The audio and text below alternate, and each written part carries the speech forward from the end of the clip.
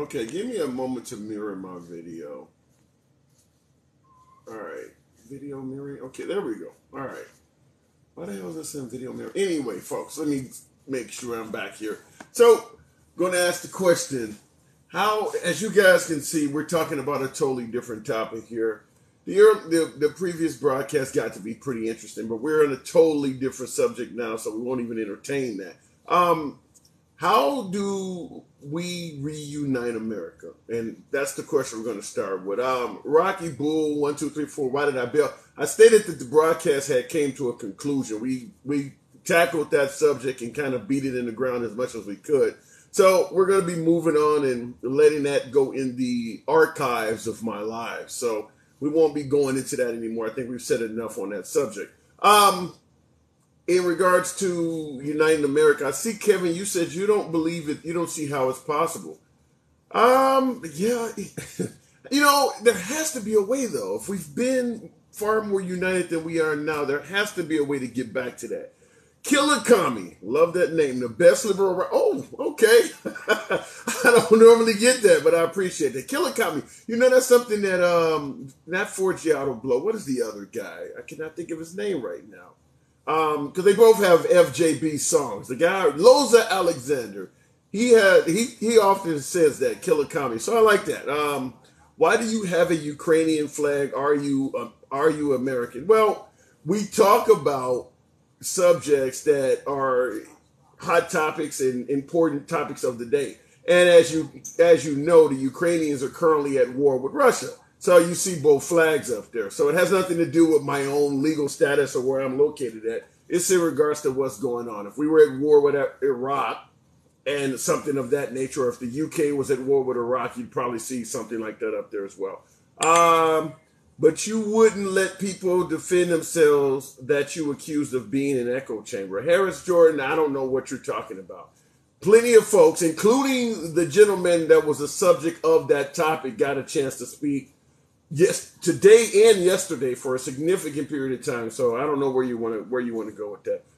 Cappy Wally, America cannot be reunited when Democrats demonize Republicans nonstop.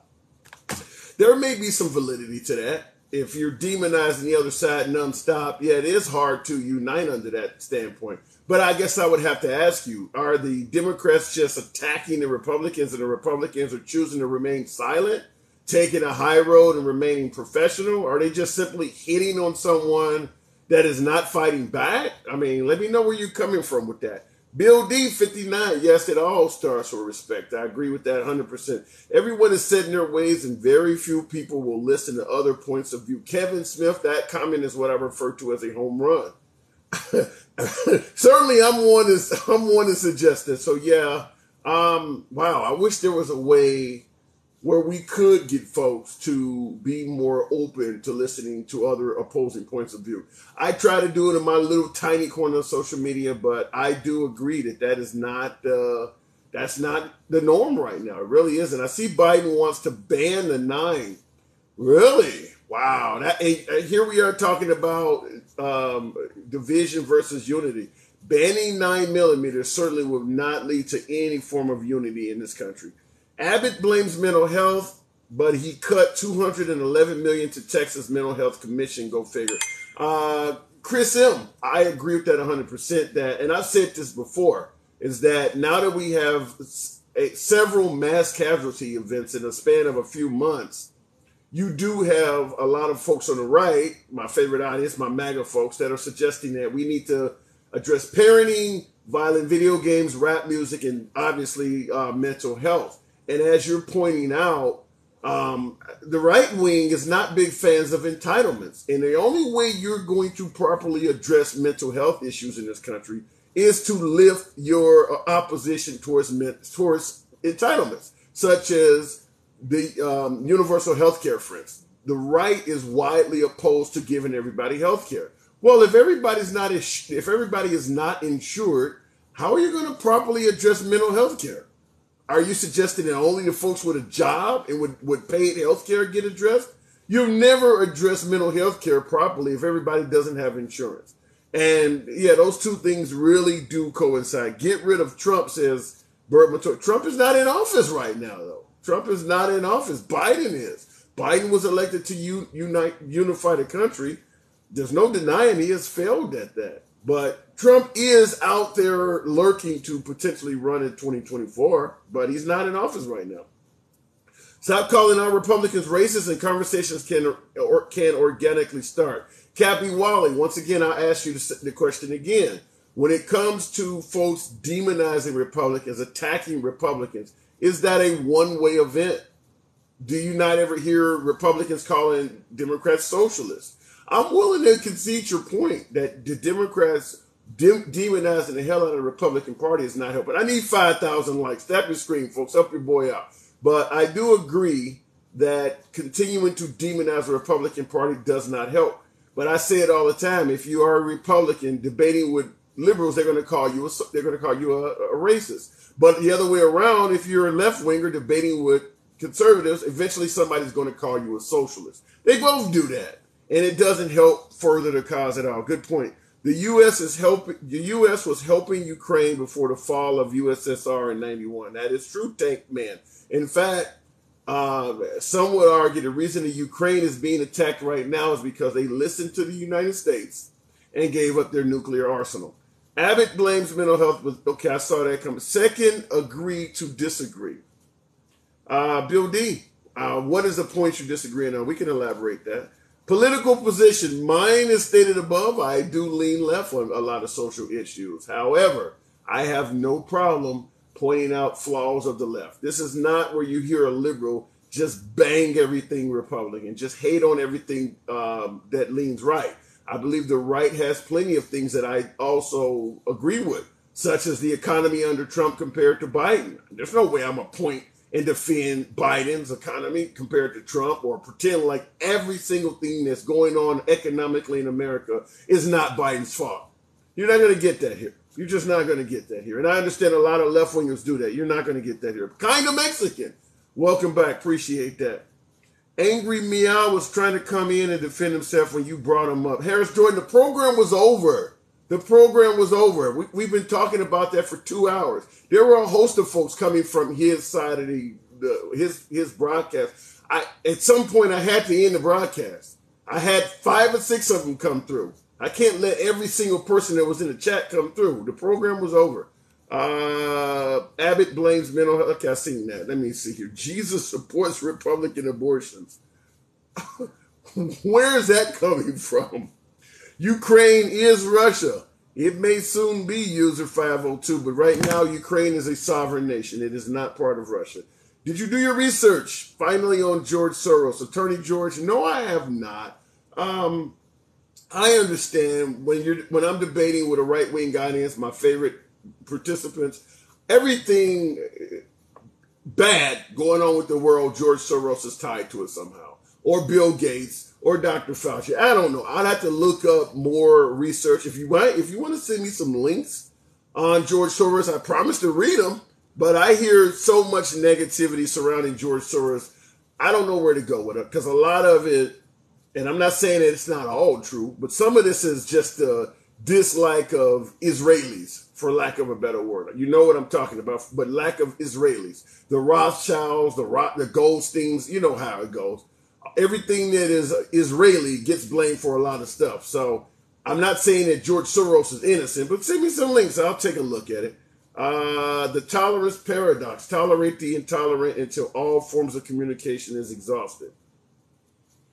Tolerate the intolerant. Well, as long as they're not doing something that is potentially harmful, you don't want to tolerate the intolerant when they're actually doing things that are harmful.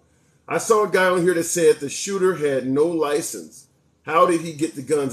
It's all a setup. User, I don't believe the state of Texas requires a license at all. You don't need a license in Texas. So what do you mean a license? Biden said a 9mm is a high caliber weapon. Wow. Will the trucker, Biden is heading down a very divisive path with that. Like I said earlier in the broadcast, that's not going to unite people. That's not going to unite people.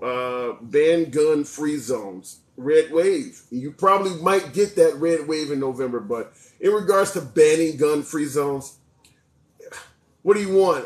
Where are the gun-free zones? Bars, airports. There's not a lot of gun-free zones in America when you really look at it. I suppose you mean schools. I mean, because this is happening everywhere. Walmart's not a gun-free zone, and they've had numerous mass casualty events. Churches are not gun-free zones. They've had numerous mass casualty events. Banning gun-free zones alone is not going to save this. I understand your point, that you believe a good guy with a gun is what stops a bad guy with a gun. And oftentimes that is 100% true, with the exception of folks who take their own lives anyway. But at the end of the day, there are plenty of mass casualty events in places where you could carry a gun. So I don't think that banning gun-free zones alone is going to stop this. Let me see. Biden supporters in here. Not a lot, Quad, Crazy, Keith. Not a lot. My preferred audience is MAGA. I do welcome liberals in here, but I make it clear this is a MAGA-friendly zone. Overwhelmingly, my preferred audience is MAGA because I like to hear the other side. I think it can be quite educational, quite informative, and it gets for a good conversation going back and forth. Not necessarily an echo chamber. So my preferred audience is MAGA. You're not going to hear a lot of rah-rah Biden in here. And coming from a liberal, I don't think there's lots of rah-rah about right now anyway. I believe there will never be unity due to political gains. Oh, wow. A MAGA guy. Yeah. You know, the argument is taking finances out of politics. And when you say due to political gains, there is a lot to be gained in politics. I can't argue with that. What happened to the emulates clause? Because Biden is definitely guilty. That has to be thoroughly investigated. I'm conservative. I have to say you're the only podcaster I listen to because you listen. Bill D, it is an honor to have you speak. It is an honor to hear from you. Thank you. For Spidey, you said not true. I don't know what you're talking about. Universal health care doesn't mean quality care. That is true red wave. Universal health care does not mean quality care. But if you're faced with nothing at all, it's better than nothing. It's like saying getting thrown in prison is not quality housing. But if you are homeless during a tornado, it's better than nothing. So I agree. You know, what else can we say? It's going to be difficult to get our country to be willing to provide quality universal health care. They don't even want to provide substandard universal health care. So we're a long way from quality. Dang, bro, your room looks like you watch the news competitively. I do. I really do. In fact, right behind me, I'm looking at Fox News. I'm looking at their tickers. I watch a lot of news. Get rid of communist Democrats. And then you would have corrupt Republicans. Let me make it clear to you guys, folks. I'm not here, like I said, to just simply bash Republicans or defend liberals. At the end of the day, like the other gentleman was pointing out about money in politics, there's plenty of corruption on both sides. If you got rid of all Democrats, you're going to think you really believe that the Republican politicians will just be honest to you. Remember when Trump talked about draining the swamp? Remember when Trump suggested that George Bush with the Iraq War made the dumbest mistake in U.S. history? Remember the Patriot Act? You can get plenty of corruption from Republicans. Get rid of all Democrats will not save you. You need to get the right people in there. Get off the R's and the D's. Get the right people in there. Let me move up a little bit. Increase gun age to 25 unless military. Under 25, gun violence is out of hand. J. Will. Jewel, 1, 2, 3, 4. 1, 2, 3, 1 rather. I know that is not very popular in this audience, but there's where the liberal in me comes out. You said increase the gun age to 25 unless they're in the military because the under 25 crowd is responsible for a hell of a lot of gun violence. For folks who disagree with raising the age of gun violence, or for those who disagree with raising the age of gun possession to 25, we can debate that. However, the point that most of the gun violence happens with the under 25 crowd, that is not debatable. That is absolutely correct. That the vast majority, including these mass casualty events at schools and things, yeah, it's under 25 folks. I think the guy in the subway in New York, the black guy that was racist, he was over 25. But yeah, the overwhelming majority of these folks, either the Chicago gang, black on black violence type crime, or even the mass casualty events that are happening in upscale schools in predominantly Caucasian neighborhoods. It's all being done by people under 25. It's all being done by people under 25. So Or the vast majority of it is. We can point to a person here or there, but yeah, the overwhelming majority of it is being done by younger folks. You put into effect term limits and stop greedy politicians from stealing from. Well, how are you going to do that though? You can the term limits. I don't believe alone would do it. Hang on a second there, JJ, 1979. I don't believe term limits alone will do it because our system is set up so that once you get elected, you can quickly find ways to scheme, scam, and be corrupt. So you could get rid of every single senator in Congress in Washington and vote new ones in, and within a few months, they would find out what the schemes and scams are. They have interns when they get elected. The intern would quickly show them, we got such and such lobby looking to donate money to you, or we got this. I mean, it's just there. The corruption is just there. The only way you're going to solve it is not necessarily to impose term limits. You need to take money out of politics. That would probably be a better solution. Let me see who's in that. Let's bring to the box. Let's see what's going on before JJ. So we'll bring you on. And we're talking about this issue. For those who were in the previous broadcast, we're not covering that. So JJ, what's going on? What's going on, buddy? I'm a conservative. Nothing at all, man. Fair enough. You're absolutely welcome here. I think we should increase the. Can you hear me? Yeah, I can hear you now. Can you hear me? Loud and clear. Oh, all right. I believe it should be risen to 21 at least. The gun age. So you're in a camp that 18 years of age is too young or immature. 18-year-olds are not immature enough to be holding their own firearms. I really don't think that's gonna solve our gun problem anyway. I'm just saying because I don't know. You're considered an adult at 21, right? Am I right? 18 is considered an adult in a lot of cases too. Certainly, if you use your gun illegally, they're going to charge you as an adult at 18. So 18 really is considered an adult, but for some reason, when it comes to stuff like cigarettes or alcohol, they got this belief that you're not mature enough to smoke or handle hard liquor at 18. So those things they pushed it up to 21, but 18 really is technically when you're considered to be an adult. Oh, I see. But yeah, that school shooting. Now, my stepdaughter, a couple years ago, I had to go pick her up from school. Now, in order to get in that school, the doors were locked, and I had to push a button and talk on a speaker to the people in the office. Why didn't that Texas school have that? I mean, don't you think that if they had that and they came to the door and saw 2 AR assault rifles, they wouldn't let that psycho in? Apparently, they did. They did have the doors locked, and the teacher or someone left it open. So it either ran out or did something. But apparently, they did keep the doors locked, and somebody left one open. Oh, I didn't know that. Yeah, I'm seeing all this stuff about how I've actually seen videos about how the parents are saying, "Go in, police, go in," active that was shooter, happening. That was happening. Whereas I believe, if I'm correct, you guys in the audience can tell me this. If I'm correct, I believe some parents went in or a police officer went in to save their own child. There were parents trying to get in. Yeah, go ahead. I heard a mother actually went and did that. And I heard one of the students cover themselves in their friend's blood to pretend that she was dead. Damn.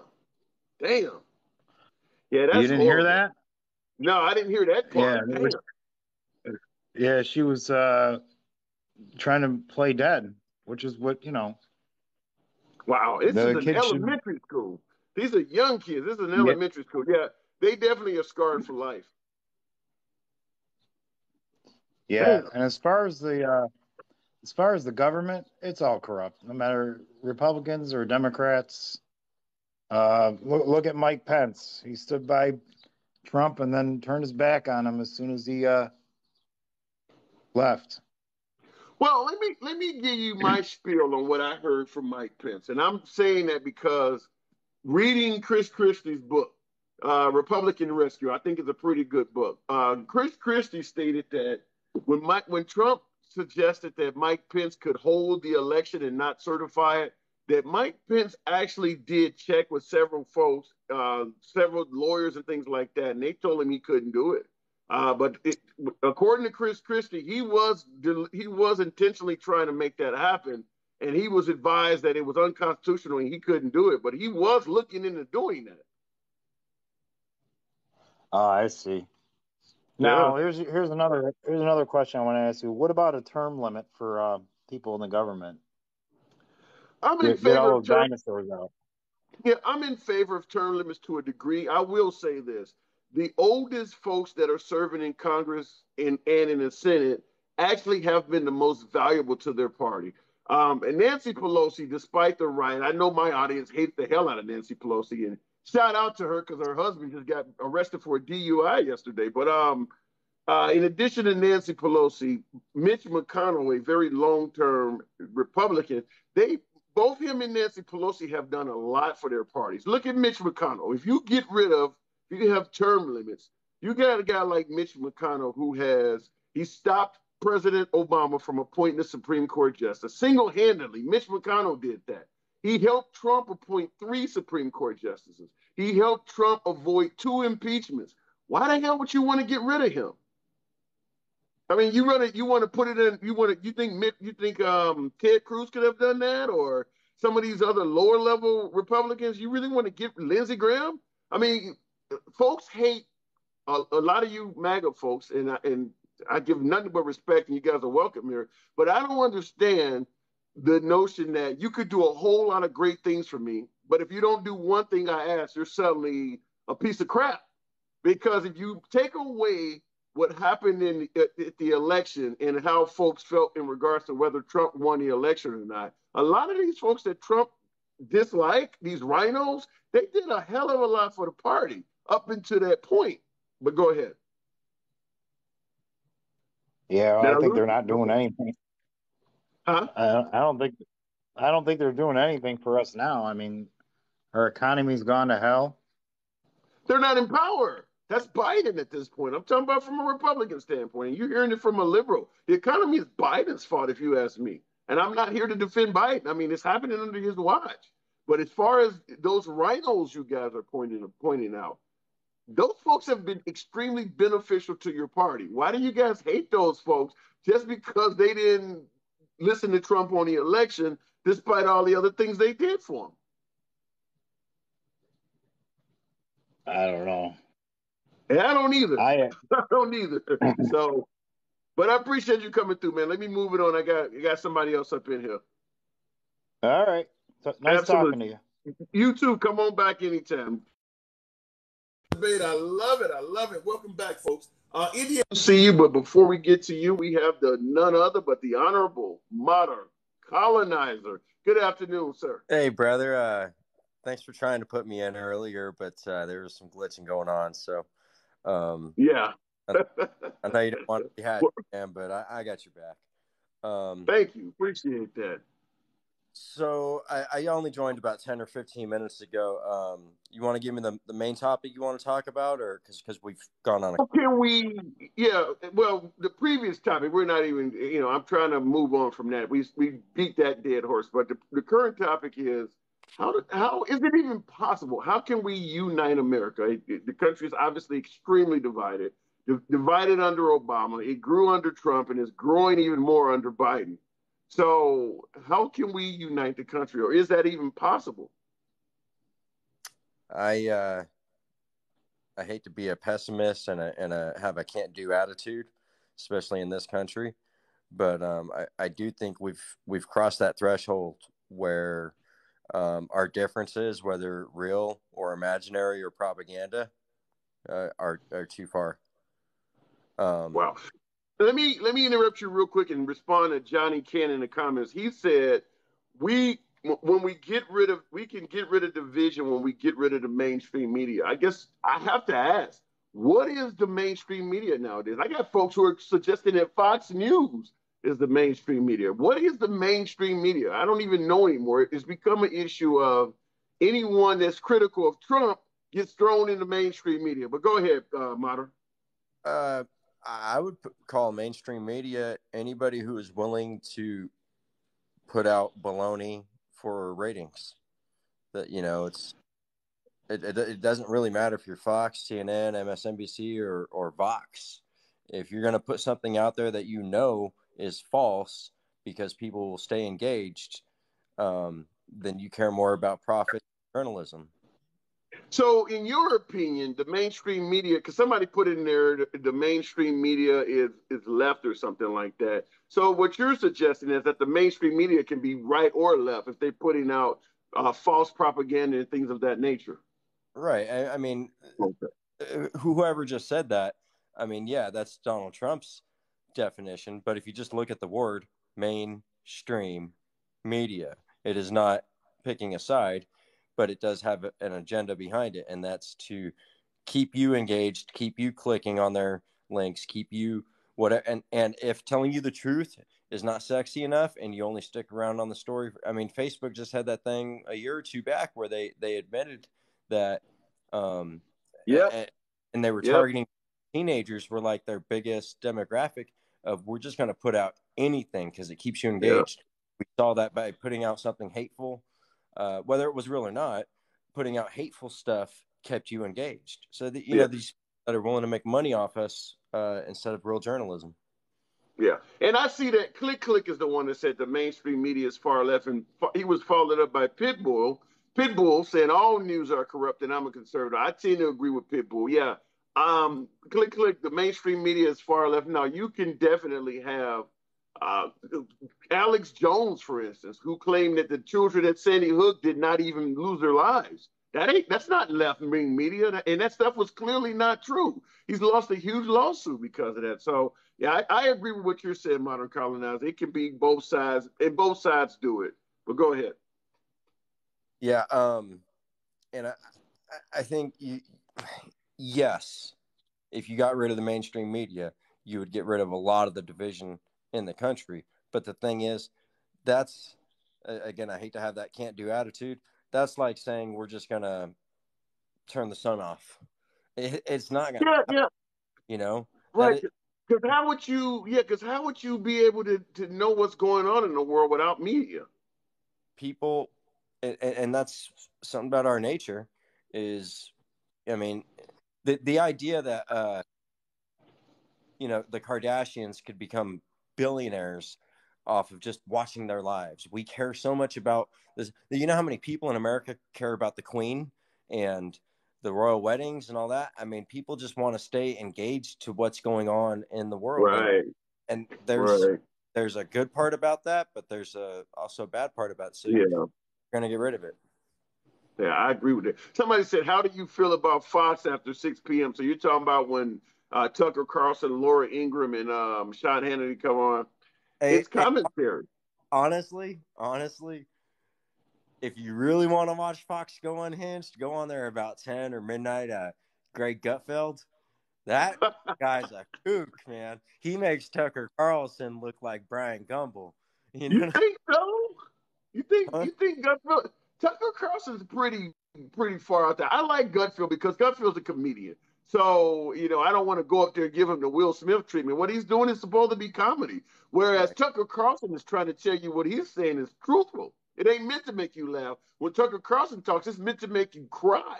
He's trying to tell you your world is screwed up. Greg Gutfeld is not necessarily trying to do that. So, I don't know. Yeah. I think pretty much, I'll put Tucker Carlson in the same category as I can't even really name a CNN, MSNBC commentator at the exact moment, but Don Lemon, and Anderson Cooper. There you go. I'll just use this is very anecdotal, but their willingness to do this lets you know who they are.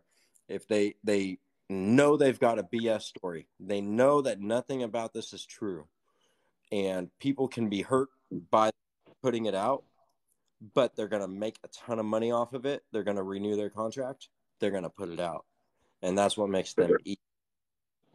Fair enough. All right. Well, let me move it on as usual. You know how it works. Yes, sir. Hey, thanks for having me on. Happy Memorial Day. Have a good day. Absolutely. Enjoy your holiday, man. Catch you on the next time. Somebody said something I want to respond to in the comments. Don't need Tucker Carlson to tell me my country is jacked. And that's fine. We all know the country is jacked. What is that? Says Darth, can't pronounce your name, but Yeah, we don't need Tucker Carlson to tell us the country is jacked. However, when he's saying things that is not true, your country can be jacked if you look at the economy right now, if you look at violence and things like that. But that doesn't mean you need to make up stuff. And a lot of the things that Tucker Carlson is saying, his own network is starting to add disclaimers to what's on his program. His own network is in court suggesting you don't have to take him as being truthful. Johnny, appreciate those shades. Thank you. Yeah, so it's a little bit different when you're talking about, what's Laura and the Indian. We'll go ahead and start with you, Indian outlaw. How are you this afternoon or this evening, as opposed to, as right now? Yeah, Jacks. I'm doing. Go ahead. Doing pretty good. How about yourself, my brother? I'm doing real good. Enjoying the last of this holiday before going back to work tomorrow. Yeah. The big 42 today.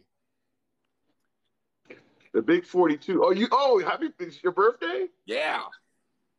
Dude, happy birthday to you, man. 42. I got a few years on you, but okay. That would have been probably the Obama administration for me. Okay. All right, feeling good? Do you feel older? Oh man, I'm feeling as young as my body lets me. Okay, fair enough. That's all you can do, man. It's about eating healthy and working out, which I do neither. But it's all about that. Yeah. I've done concrete for 22 years, so I stay pretty fit. Nice. You all over the country or local? I was all over the country, but I after having kids and stuff, you have to settle down. Family comes first. Wow. Is that your stage name, Indian Outlaw, or what? Do you have a different? Well, if you don't want to tell, that's fine. But I was just seeing if I recognized you or not. No. My name is Lupe Hassel. Guadalupe Hassel. I would love to look up some of your material. You do stuff when you do things on YouTube and stuff like that. No, actually, you know what? Believe it or not, my brother, this is the first time I've ever used any type of social media, any type of internet. Wow. So you can you can actually say I'm not involved with all the politics. I'm not involved with anything that goes on in the world. It was about me working as hard as I can and providing for what my family needed. Well, that's what a good man does. So what's on your mind this evening? Well, this is what's on my mind, my bro. 3 weeks ago, I lost my 14-year-old cousin to gun violence. Damn. 2 weeks ago, a week after that, I lose his brother, who is 6 years old, to gun violence. Where are you at? I have to ask. I am in Rapid City. I live in Rapid City, South Dakota, but this happened on Pine Ridge Indian Reservation. Is this just accidents or something? I mean, it's got to be accidents, right? First one was the accident. Second one was the house got shot up, and my baby cousin took off because he heard the gunshots. And as soon as he got off the couch, right in the head. In Rapid City, y'all getting down like that? Ooh. Wow, this is what it is. This whole gun situation is affecting us as a nation, not just specific spots. Just South Dakota really don't get a lot of media about anything. Is there a lot of gun crimes on? Are you on a reservation or are you just in town? Well, I live in Rapid City now, but I was born in Pine Ridge Indian Reservation. Okay. So I got a lot of family there. Is there a lot of gun violence on the reservations? Yes, there is. There's a lot of gun violence. There's a lot of women and children going missing. There's everything that you see everywhere in America, really bad here. But we just don't get the media. We just don't get news. Why do you think that is? Because not the media. Hang on. Not why the media doesn't cover it. I mean, like, what's going on within that community that's leading to that? Truthfully, now a lot of feelings might get hurt, but you know what? I really don't care at this point. A lot of racism. Everybody knows that you come to South Dakota, and this is dated back a long time ago. The Native Americans, They're drunks. Yeah, heck yeah. You know, we can just keep them drunk. You can get whatever you want from them. You know what I mean? Uh-huh. Okay, so now America sees that. Let's get these guys on drugs. We can make money off them. They get checks the first of the month. Let's go come make some money off of them. They don't know what let's hook them on. So you got everybody here hooked on drugs, gullible like that don't know nothing about the outside world. They come in here promising these kids, well, you can make a lot of money, do this, that. They get them hooked, get the women hooked. You know what I mean? And then boom, there you go, human trafficking. That's why that MMI, missing, murdered, indigenous, is real. Wow. You know what I mean? Okay, hang on one second. Just for a second. Well, somebody wanted to come in here. I wanted to bring him on. I'll come right back to you, Indian Outlaw. Pitbull, what did you want to say there for a second? Hey, I just want to say, man, I mean, and I'm coming from a conservative side. You're like one of the only liberals I can actually truly sit down and listen to. You do do I agree on you 100%? Absolutely not. But you do have some good points. And, appreciate that. You know, there's a lot of... Hang on a second. Let me just, Laura, I do see you in there. The only reason I didn't break is this man is about to bounce. But Laura Cochran Scott, I do see you. So in a minute, go ahead, Pitbull. No, I was just gonna say, like, you know, you jump in a bunch of other liberal rooms, and they don't want to hear you out. All they want to do is yell at you. You know, you try to preach your point, and at the same time, they don't want to listen. And you will never get that here. Obviously, because my preferred audience is MAGA, that would never work here. Everybody would just tune it out. Even with me trying to be moderate and reaching out to MAGA, I still get plenty of Republicans that tune me out. I mean, you've seen the earlier broadcast. That was Republicans. So it happens, but, you know, hopefully folks will see more than just my name and be willing to listen for a few minutes. And that usually works. But some folks are just hostile the minute they see the name. And you're right, they do it on the liberal side too. You come into a liberal forum with a MAGA hat on, and they ready to get rid of you immediately. But go ahead. No, I mean, I understand, Truthie. And like I said, do me and you believe 100% on everything? Absolutely not. We're not ever going to believe 100% on each other. I mean, You know, now about gun rights, and at the same time, I mean, let's be real here. I mean, you're a pretty realistic guy. I mean, I give you that. If they try to ban, you know, if they try to ban guns, how are they going to get those off the streets? Let's be real. It would take a very long time. Do I believe that America is at a position where if you shut down all of the gun makers, you could not even make a dent? I don't believe that. I do believe eventually it could be done. It would just take generations. It's not something you could do.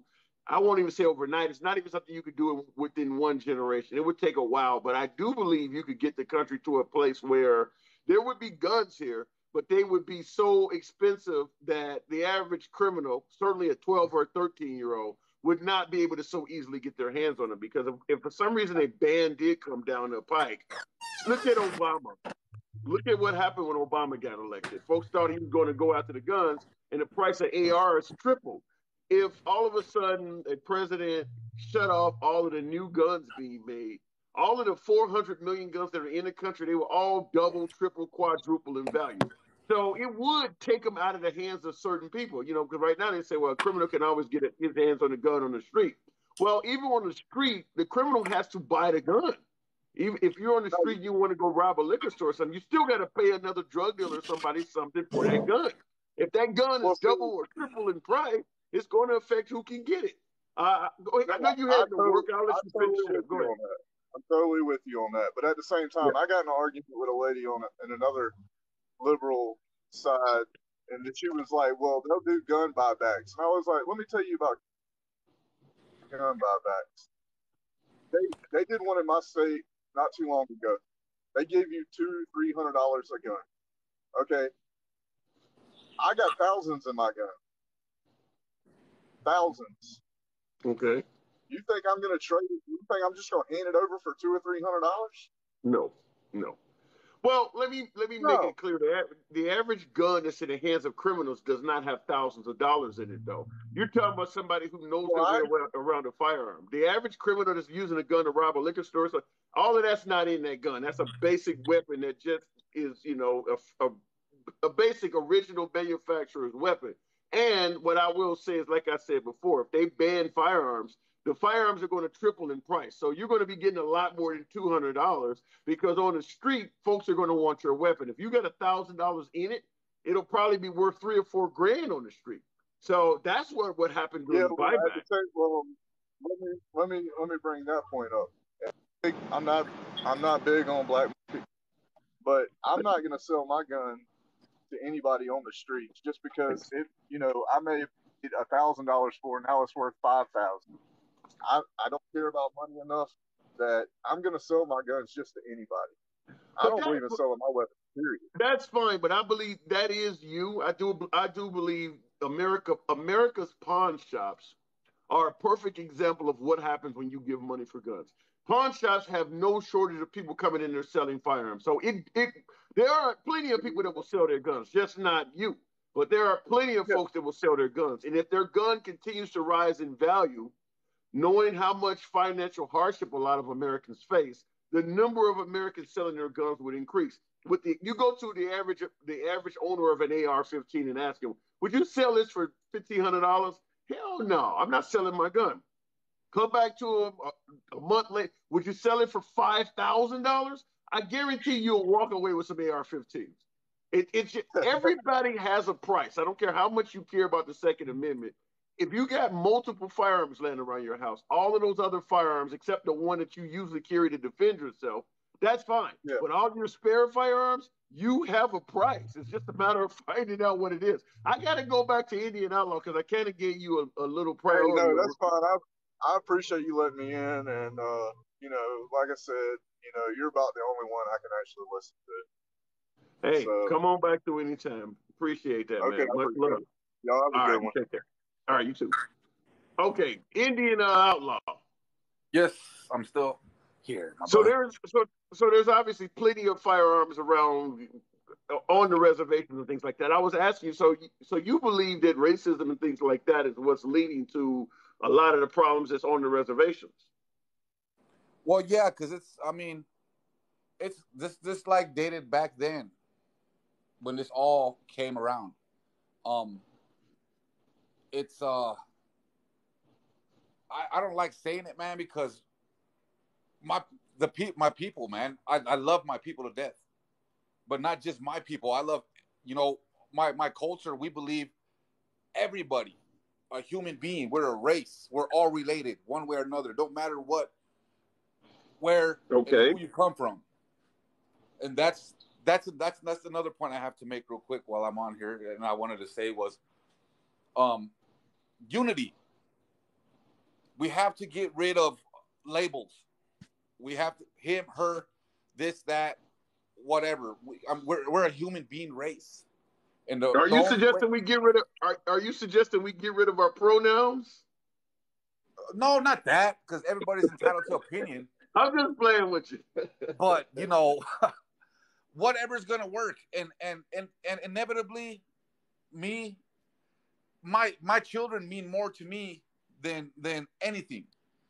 And I want my children to be able to grow up. I want my children to be able to go outside without having to worry about anything. And that's another thing too. That Texas shooting, my cousins were in that. They lost their lives too. So in a matter of 3 weeks, I've lost babies. These are babies. So it lit a fire underneath my if I can ask, you know what I mean? To rise up and be a voice for these children that can't speak for themselves, to protect these children that can't protect themselves, because inevitably that's what an adult is. That's our job, is to protect these children, no matter if they're mine or not. If I see a young kid getting hurt, I'm gonna be there front and center. Well, let me ask you this question again. I know you responded earlier, but there are folks in here asking.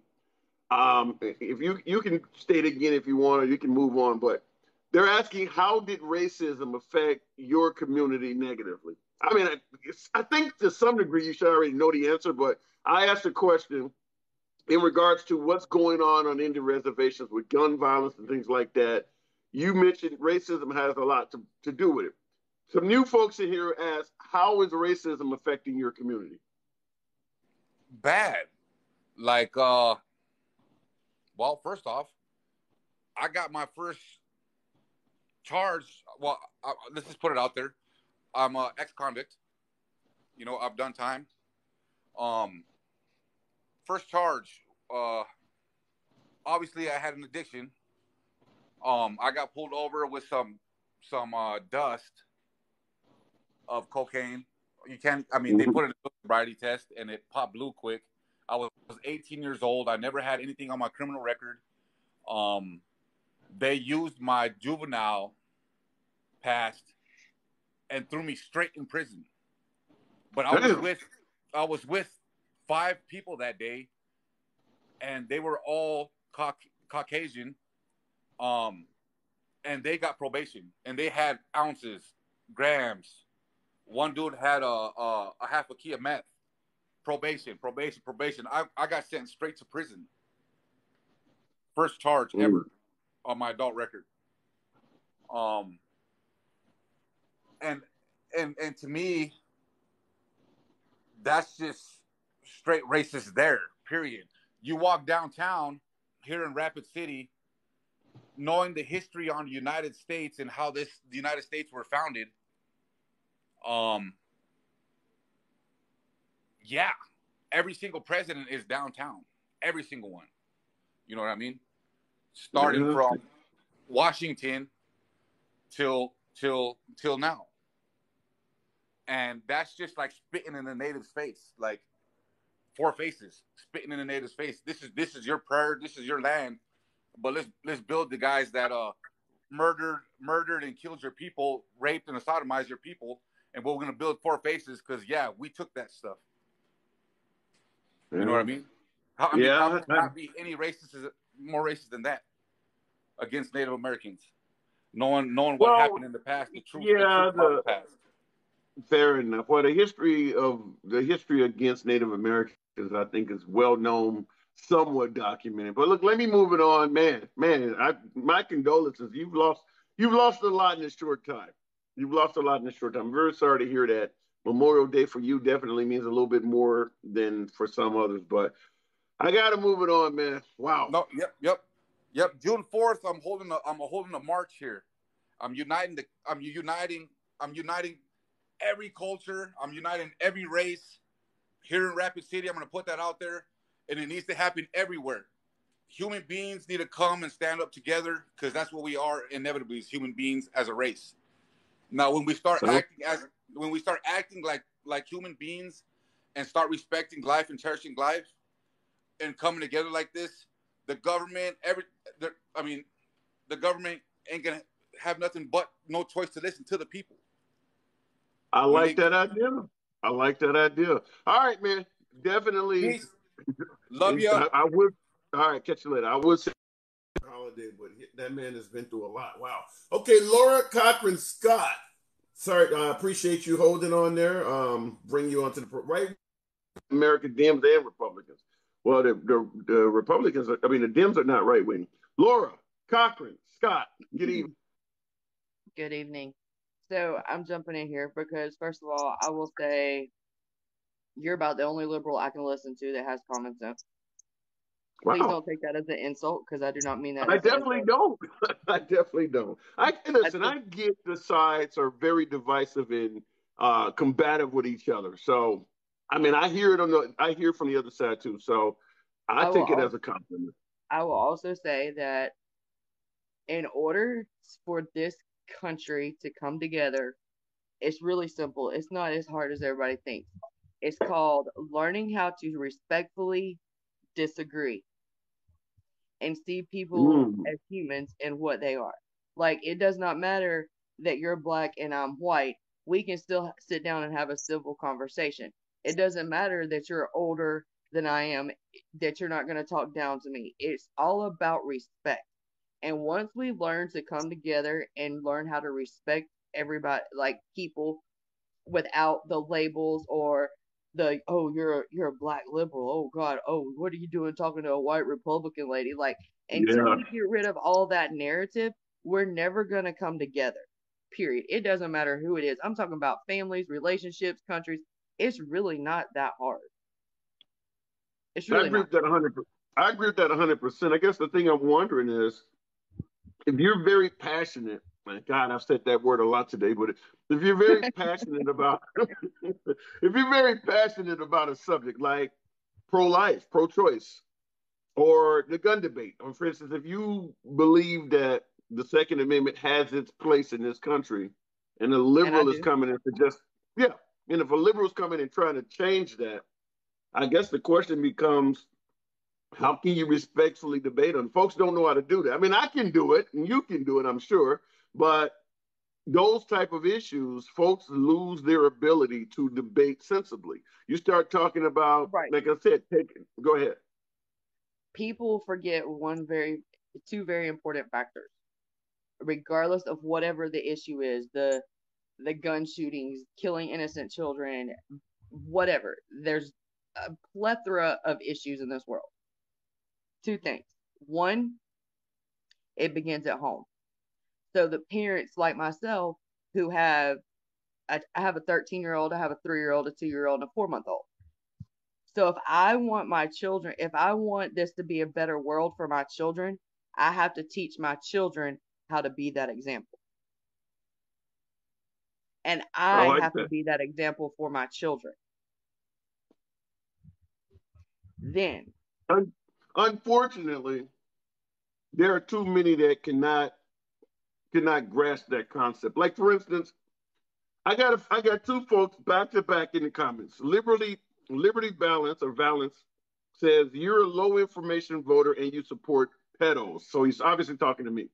Louis and right after him, Louis Grant says, do these numbnuts know that they're saying you're the only liberal they can listen to is whack? So we're talking about unity, folks. We're talking about unity.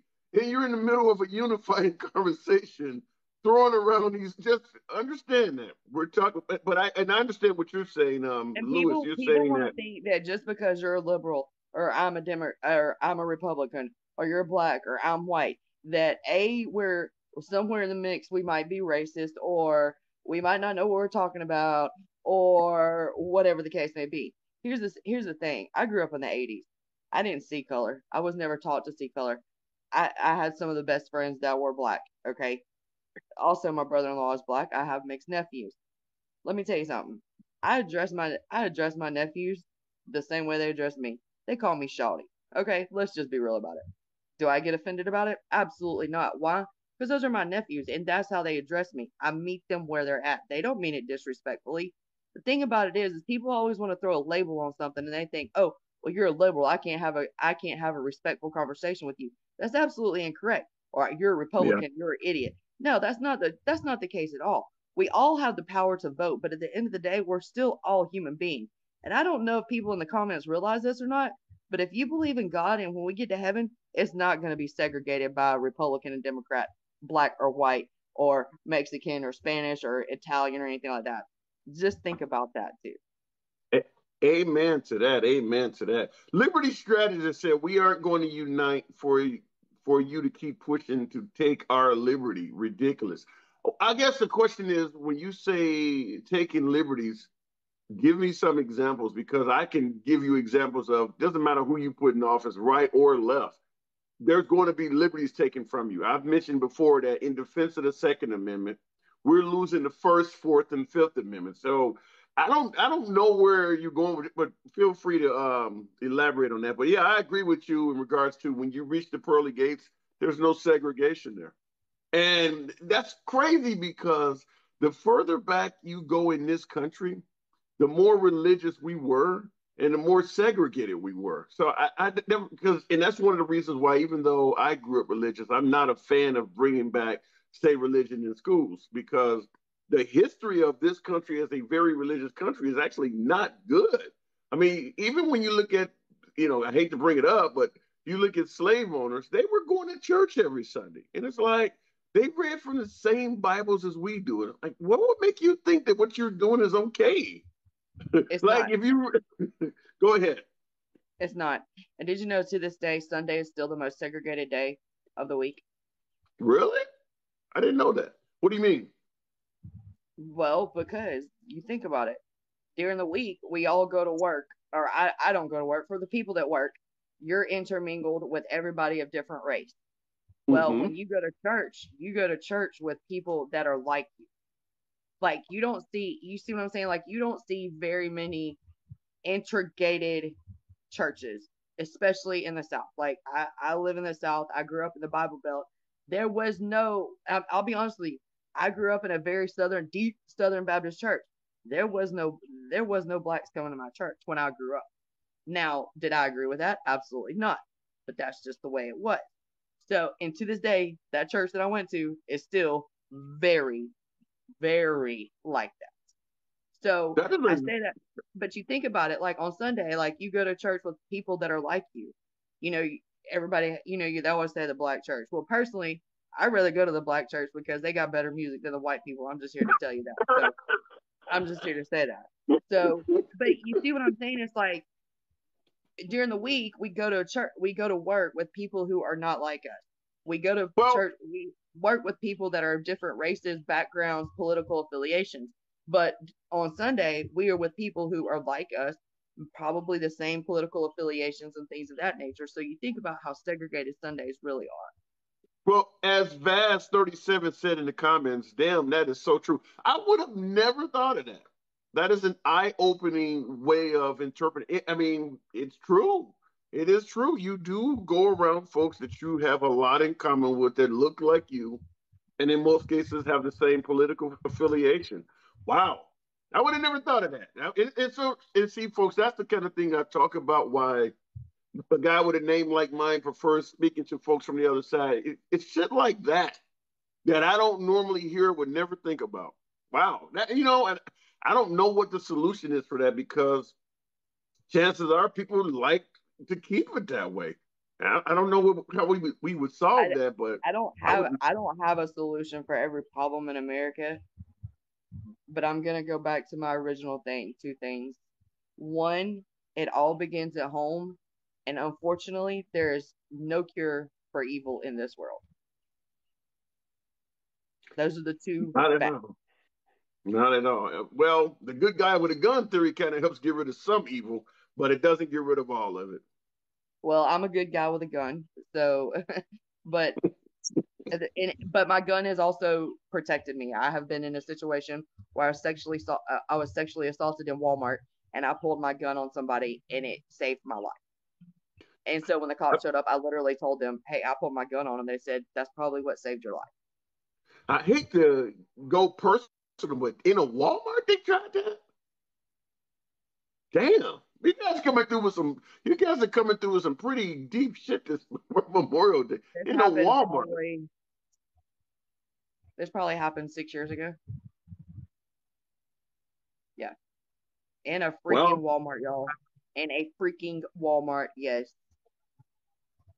shout out to the Second Amendment. You definitely got a story of where a good guy with a gun saved their own hide.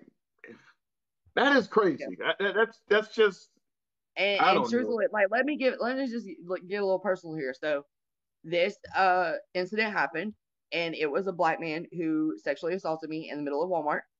And Mm-hmm. see, I give that illustration to say this: due to that experience, I could be very jaded toward black people and black men to be like, well, if this happened to me, so every black man is like that.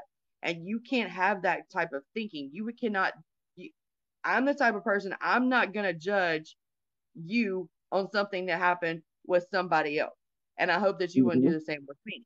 Like, people get so caught up in their judgments and in their um emotions and in their labels of liberals, Republicans, this, that, and the other, that people forget at the end of the day, when we all die, we're going to be at the same pearly gates and we're going to see each other again, probably. So at the end of the day, does all this stuff really matter? Probably not. Do I Probably not. believe in using your platform to educate people and be passionate about it? Yes. But I also believe that there's a way to learn how to agree to disagree, and we can all have conversations being respectful. That's what it all boils down to. And that is the goal here. That is absolutely the goal here. Well, listen, let me move it on. Wow, you're an enlightening caller. I'm really glad I had the conversation with you. Sorry to hear what you went through, but damn, you sound like you handled it pretty well. So you sound like you took care of business. So yeah.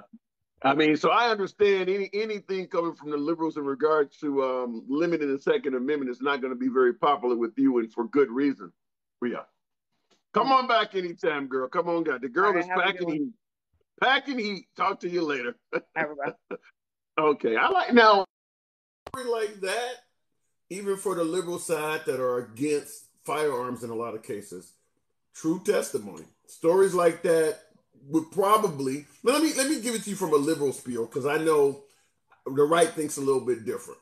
But a story like what she provided would resonate with a lot more liberals than some dude with an oversized pickup with a picture of an AR-15 or an AK-47 on his back window. Now, both sides have their points. I'm not here to say the guy with the pickup truck is wrong. I'm just saying her story has a lot more of an effect to it.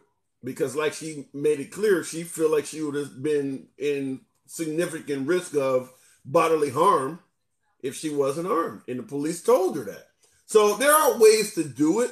There are ways to get your point across respectfully. What did they say? Tug on the heartstrings, as what was his name? Bill Clinton wants to say, I feel your pain. As a liberal, I feel her pain. As a liberal, what she suggested, if I'm the officer that responded to that, you're damn right, lady. Good job. So I think that there is a way to, whether you're in defense of the Second Amendment or whether you have some issues with certain aspects of it, whatever the case may be, I think folks with real life testimony, not folks who are saying, well, if you got rid of all guns, it'll be perfect, or if you keep all guns, it'll save the day. No, folks with real life, real world testimony like that. That's the folks they need to put in the room and let's speak to each other. Let me see here. Respond. And Thomas, no, I never played in the Cosby cartoon there. Real Money. I love the name. Real Money. Let me bring this his name like that. Real Money. Real Money Jiggles. What's up? How you doing? My actual name's Paul. Pleasure to meet you, sir. Paul, okay. Fair enough. What's on your mind this evening? Happy Memorial Day. Thank you very much. And I think that I love what you're trying to do here, bring both sides together, because I think that's what the politicians are trying to do, is divide us. And I personally... You're not the only one to say that. Yeah, as a foreigner originally and living over here now, the reason I love this country so much is that we are the United States. You see, we're not America. We're not ruled by the federal government. If we get constitutional on it, we're United States citizens. The oath is to protect, preserve, and defend the Constitution of the United States against all attacks, foreign and domestic. Treason is the act of levying war upon the United States or giving their enemy aid and comfort. So America isn't even a constitutionally legal term, and semantics and nicknames shouldn't be a political agenda. I have to ask, where are you from originally? From Ireland originally. How long have you been in the United States? I've been here on and off for 20 plus years. You sound like you're almost citing constitutional law. You actually sound like you know more about the American Constitution than the typical American. I mean, your words are spot on, but I'll let you continue. You just really threw me off with that. Go ahead. Oh yeah, no, so I appreciate that, because I think that's where a lot of people get caught up in arguments of misword play and not understanding the Constitution. And the reason I love the United States is it's Memorial Day. People who hate how I live, I currently live in Vegas, but somebody from Lynchburg, Tennessee, that makes Jack Daniels, that's a dry town, they defended my rights to live in Vegas that can drink 24/7. Other people in Texas defended people's rights who live in Pahrump, Nevada, to have prostitution. See, we in the United States aren't controlled by the federal government. It was 13 groups of people who hated each other, overthrew authoritarian America in the American Revolution to form the United States, where we said, here's a base constitution of be a decent human. Each state then writes their constitution based upon that, and then we, the people of the towns and cities, get to decide within what parameters of said constitution we want to live. And that's where we've lost respect for each other. So if we're truly talking about being united, don't we have to be united first? The greatest country in the world, where people who may hate how you live will still put their life on the line to defend your rights, as long as you're not hurting people.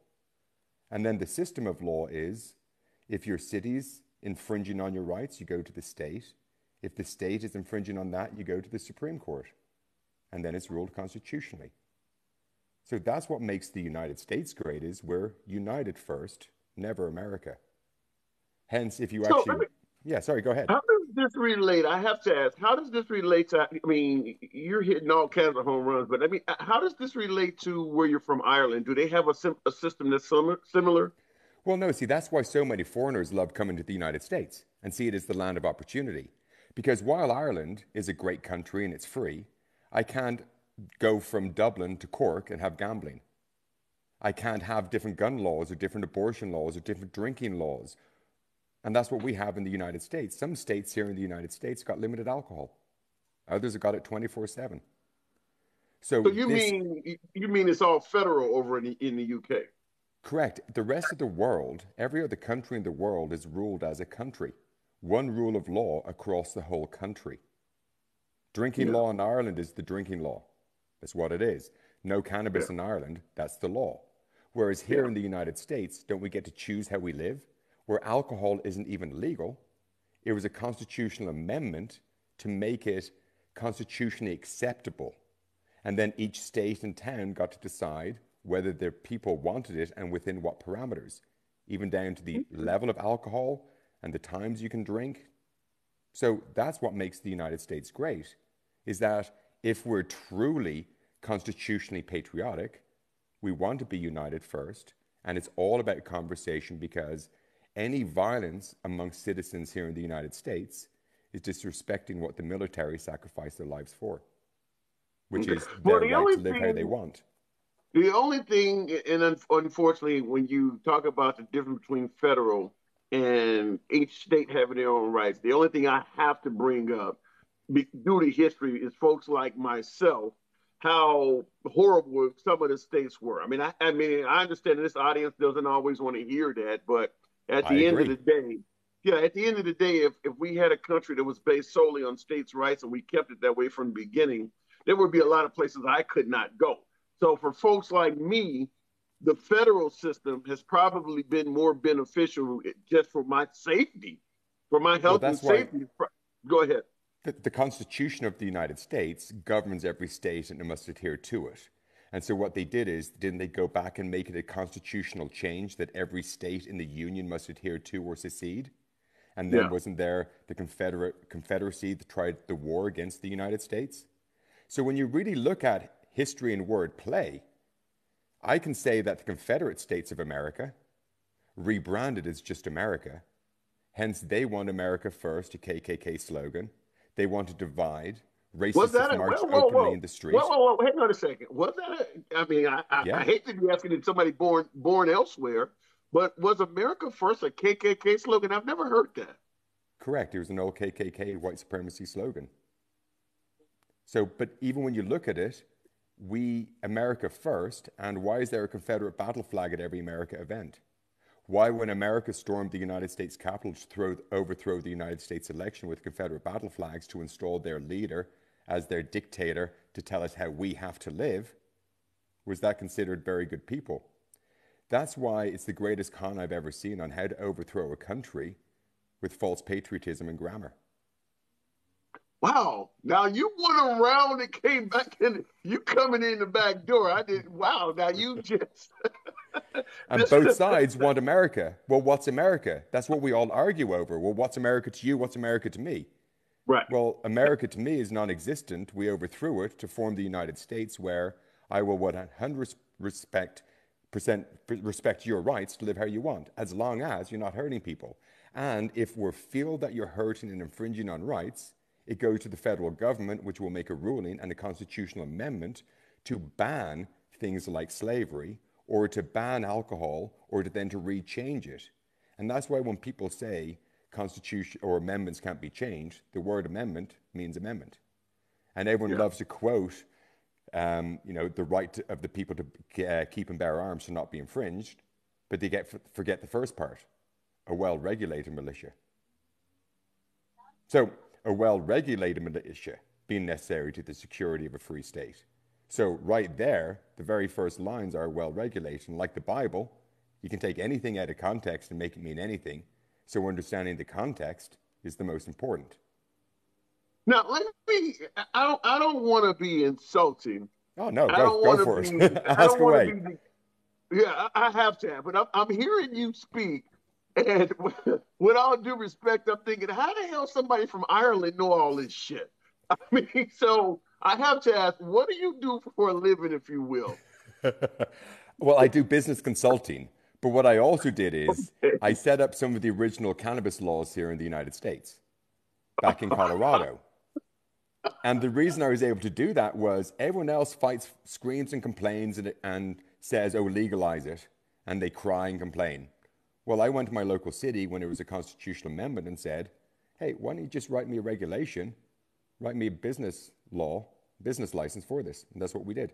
Then I got grows passed. And then the state copied that. And then I worked with other states to do that. So you change how you want to live, not by your state, but by the town within which you live. That's why Pahrump, Nevada can have prostitution if they want, because they voted for it. But Lynchburg, Tennessee makes Jack Daniels, ships it around the world, and it's a dry town. So should I boycott those, or should I support them like our U.S. military, especially on Memorial Day, defended their rights to live like that? Okay, all right. This is you're definitely speaking facts, but it just shocked me that you're so educated, considering that you're not from this country. I mean, I lived overseas and I had to learn a little bit about politics in Australia, but I didn't get anywhere near as deep as you are into the American system. Well, what I did is the most basics. I mean, at the end of the day, the Constitution and the amendments are only 17 pages. It's a very easy read, double-spaced half the time in large font. So if you break it down, it's probably only about 5 pages. Slow down. Now you're killing me. Look, you already don't won the game. You don't need to keep hitting home runs. The game is over. Well, so here's the fun part about the Constitution, very quickly, is what I did is I just underlined the basics. And I realized that nowhere in there does it say the word America in a singular form. United States in every amendment and every article, and the title, United States of America 5 times in preambles, the rest of the time the states. So we should have make the states great, healthcare for the states, and united first. That's how we can be constitutionally united. Okay, so let me ask you this before we move on. January 6th, what was that in your opinion? So since I know America is not a country in my country, and that treason is the act of levying war upon the United States or giving its enemy aid and comfort, then America first or storming the United States Capitol would have to be treason defined, Article 3, Section 3. Because storming the United States Capitol to make America greater first would be treason defined. I'll replace the word with Russia. If Russia stormed the United States Capitol to make Russia great and install their leader, would they be called very fine people? Nope. America has to be an actual legal country, and you'd have to be an American citizen for America storming the United States Capitol to not be considered a domestic attack on the United States, which is the oath to preserve, protect, and defend the Constitution of the United States against all attacks, foreign and domestic. So it could be construed that President Trump enabled, especially with his verbiage, the attack on the United States. And from the day he entered office, his entire agenda was to overthrow the United States and make America first. Hence, Confederate battle flags at every America event. Wow. Words matter, and I thought our Constitution matters, but no one seems to know it, and that's why they can overthrow with grammar. It's the best, from a consulting perspective, the best con I've ever seen. Wow. So just something to think about. No shit. Well, here's the thing is, ask questions. Like even when they say voting registration, I say that I can't vote with a text message because they say to take a vote from me to vote them out of office, a text message cannot identify a citizen at a specific time and place doing an event to take a constitutional right. Yet then they have the justice system. Let me stop you real quick. In the comments, click, a frequent viewer of the program. He's pointing out that Trump said go patriotically and peacefully. He's suggesting that is not inciting violence. How would you respond to that? Well, when the entire agenda has been America first and America great, and they were storming, and the agenda was to overthrow the United States election to make America great and install Trump, how is that not treason defined? If he can show me America being a country and an America citizen and an oath to America, then Trump's entire agenda isn't unpatriotic. Words matter, and every Trumper loves the Constitution until they realize that America is actually 35 countries, 1 billion Americans, one of them being the United States with 335 million U.S. citizens. You said America is 35 countries. Yeah, north and south, and it's so large, it's divided into north and south, and as a whole it's called America. Mexicans are Americans, Brazilians are Americans, Canadians are Americans. Oh, people from the U.S. have just hijacked being America, being a country. But what does of mean? United States of America. That's why there's not a single United States of America branch of government. It's all U.S. USMC, U.S. Navy, U.S. Senate, U.S. House, U.S. Capitol. If America was so important, why wouldn't it be first? And then even U.S. of A second grader can say, well, if the question is U.S. of A, put the A first, it becomes AUS, which again is treason to the United States because it's always united first. So why don't people want to support each other? My question would be is, when they want America, it's their way or the highway. My question is, why don't I support Lynchburg to have their rights? Why don't I support Utah to have their way? I don't have to live there. But if I say I support this country and the military, don't I have to support what those people fought for, even if I don't agree with it? Because you're not given a red or blue when you enter the military, and you're told, oh, by the way, if you're red, you can shoot blue or leave them behind in battle. That's not what we're told. We're told no one left behind, united first, even if you don't like their religion, their race, how they live, where they live, anything. They've got that United States flag on their shoulder. You pull them back with you. Okay. All right, well, look, I absolutely got to move it on. I got to move it on. Wow. Okay, fair. Now, I know some of you guys in the audience did not agree with what you heard. Vaz, I do see you. But, hey, I like to allow the spiel across. He was 100% professional. There was no reason not to let that man speak. And at the end of the day, wow, it was worth listening to. Now, click, you're saying the guest is clueless. There was a lot of folks in the comments that said otherwise. Baz, appreciate you holding. What's on your mind this evening? Nothing, man. I was just listening. You talking about what can help us unite? Yes. Okay, well, first of all, let me say this first, and don't take this personal, right?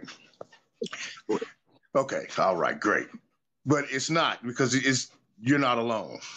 But I noticed you was like, when dude was talking, you was like, wow. But really, the stuff he was saying was like the ABCs. It was like the kindergarten. And he said that. He said, I'm just giving you the basics. And it's like when I hear it and I'm like, damn, because you didn't even correct him. You should have been able to correct him and say, no, the militia is the second line of the Second Amendment. You know what I'm saying? Because you are an American. You know what I'm saying? And it's like, and that's like, I don't know. I just feel like we should know that stuff. We really should, because that's like. Well, I think you're disagreeing with him to some degree, right? No, I am. He's wrong. The Second Amendment, the second part of the Second Amendment is the right to form a well-regulated militia. He said that's the first line of the Second Amendment, and it's not. That's all. But I was just saying, like, you as a citizen yourself, you should have been able to say, hold on, man. No, that's wrong. You see what I'm saying? I'm a liberal. I'm a liberal. You really want me quoting the Second Amendment? Yes. You're an American first. Hold on a second. I am willing to admit, which I've said plenty of times when I came in here, is that one of the reasons I do this is because it is educational. Well, yeah. Now, Yeah, so I'm not here to pretend like I know every damn thing that's out there. No, but I'm willing to admit, I'm willing to right, admit that there's things I I'm don't saying know. you're right. You're right.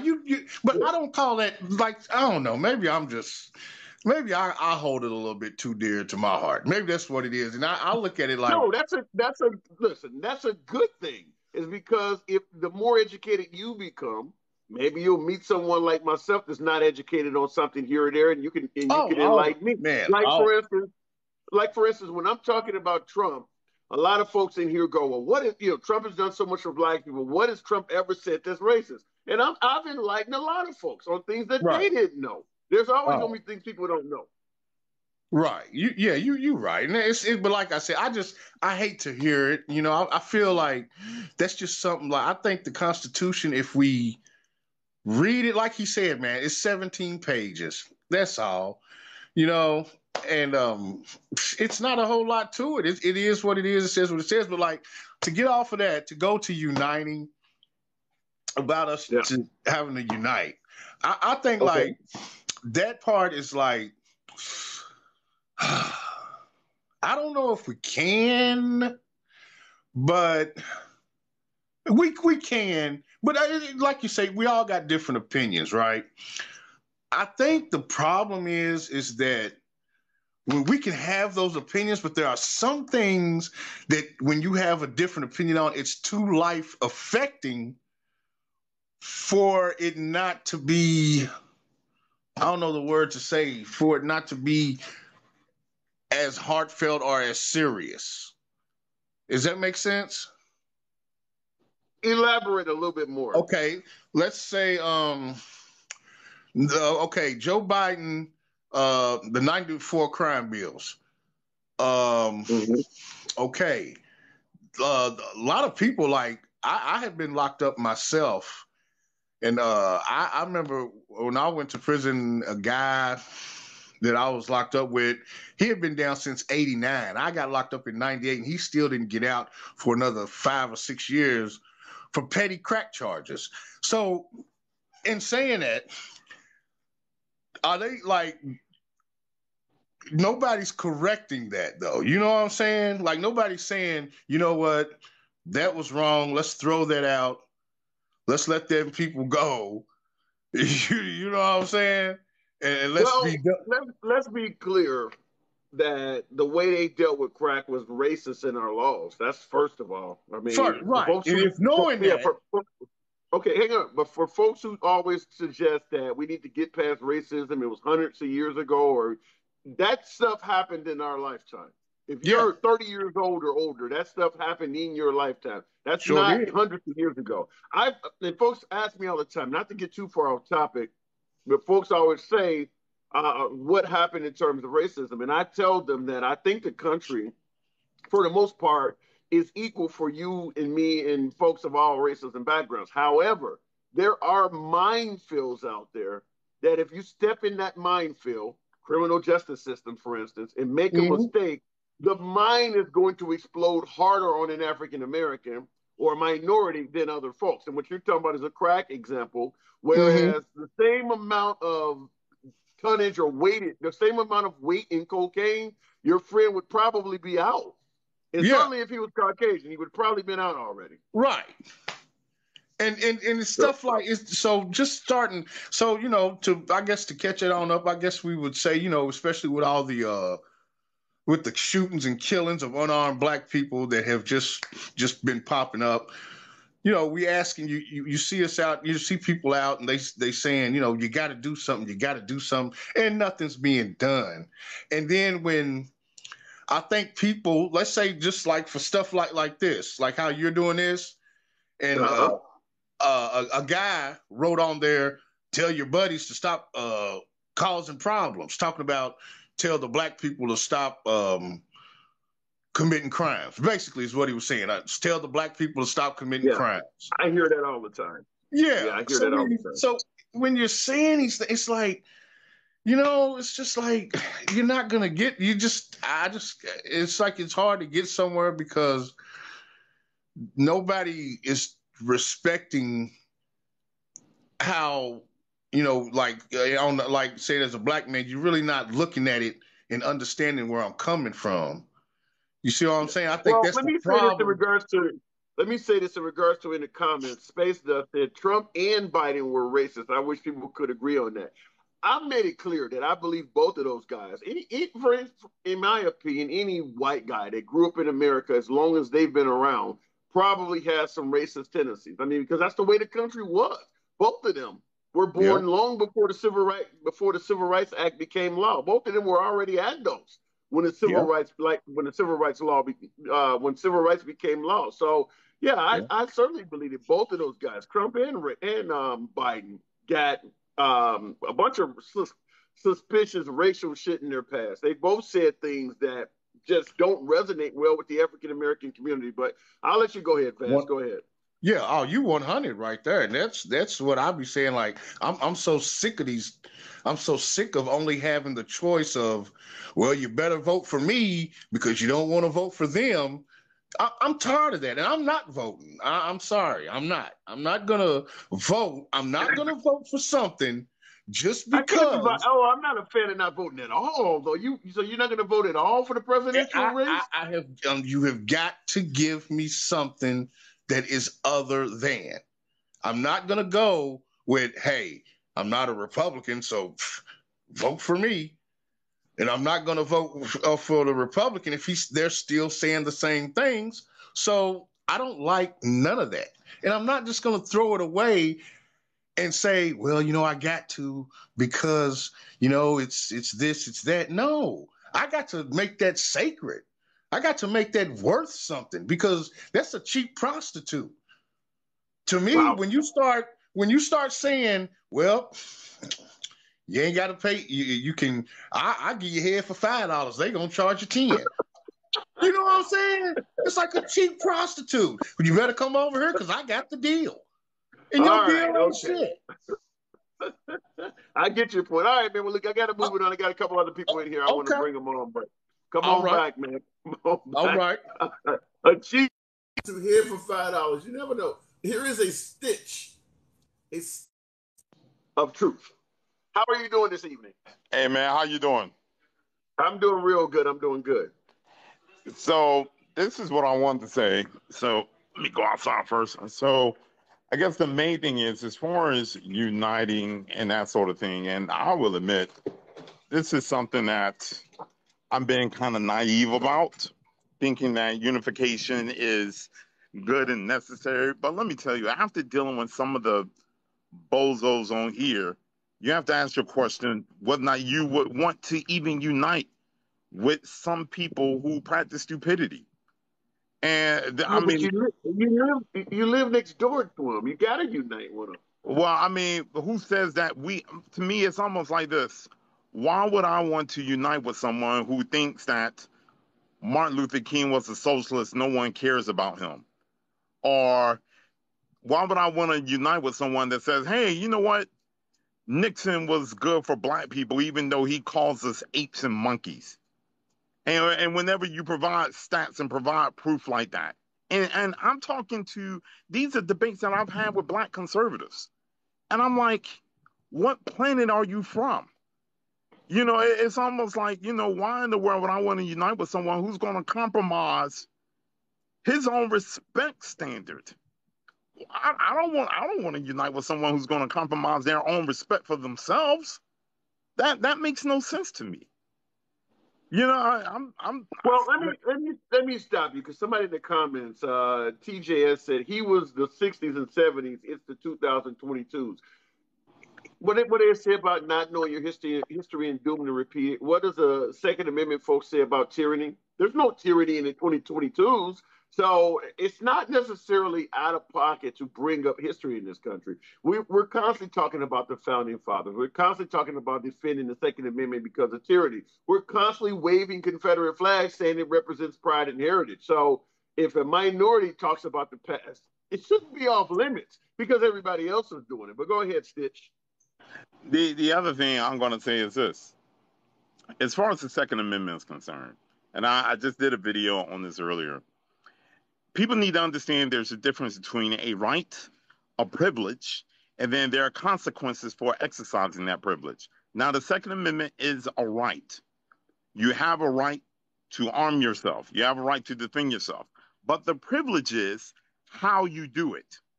How you do it. There are privileges that comes from rights. Say, for example, is this.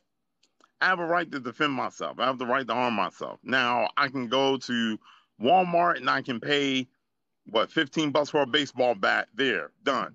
You exercise that right. Now, the privilege is if I want to purchase a weapon, it's going to cost a little bit more money. You're going to do a background check. You know, and in some states, depending on the weapon you buy, it's going to be a little bit more.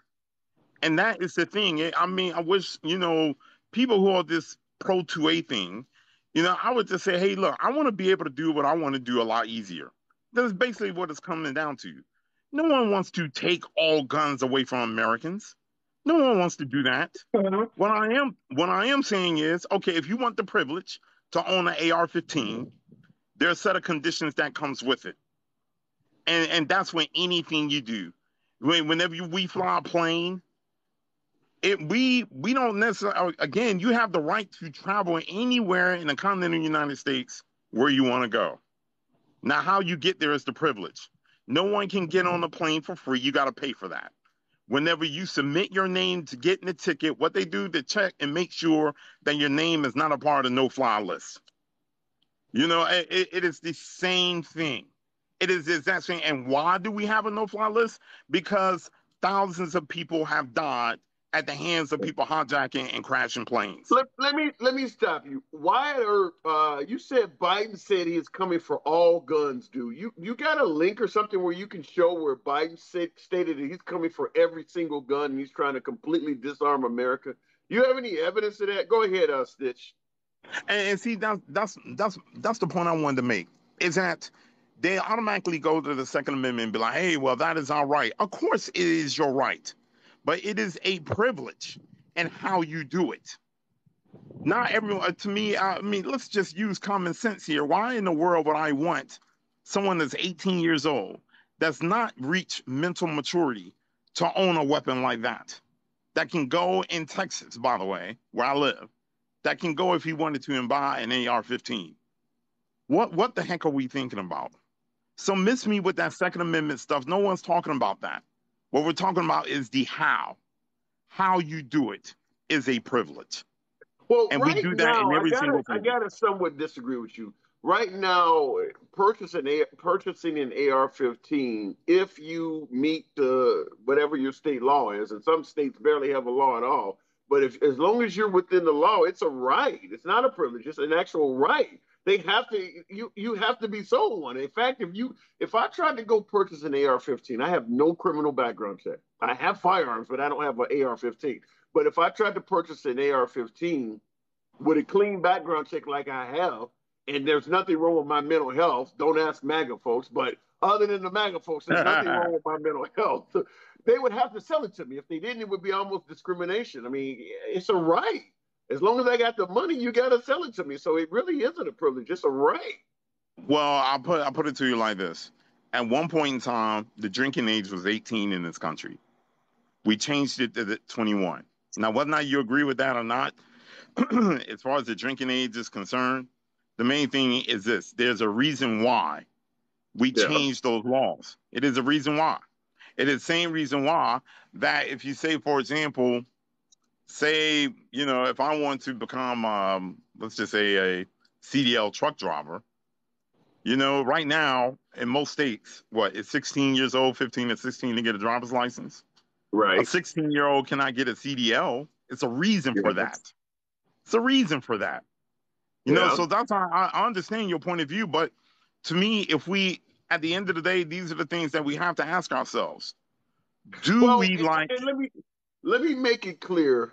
As a liberal, I've said on this program before, even though I'm pro Second Amendment, I actually do think an 18-year-old is a bit young to be getting a firearm.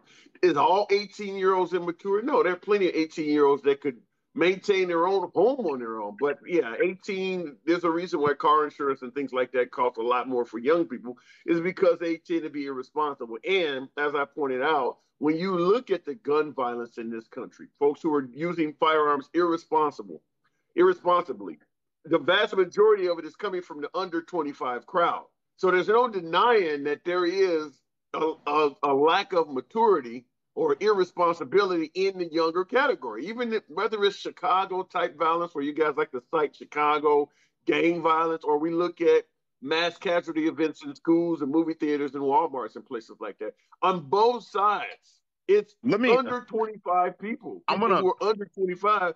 So I agree with you from that standpoint. However, when you bring up driving cars and things like that, the ability to have a firearm is in the Constitution. So it gets a different type of viewpoint than CDL license and the other stuff you're mentioning. But go ahead. Let me address the folks that's talking about, well, if you're 18, you join the military.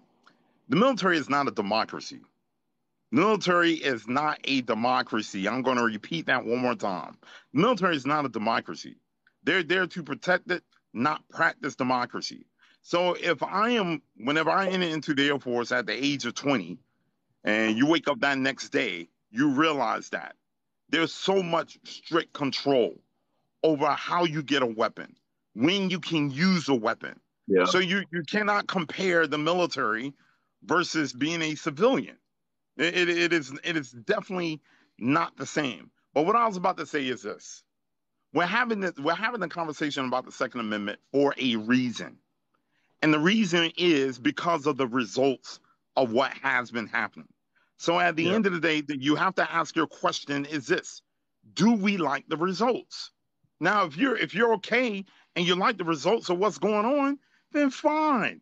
You keep moseying on along and do whatever. Okay.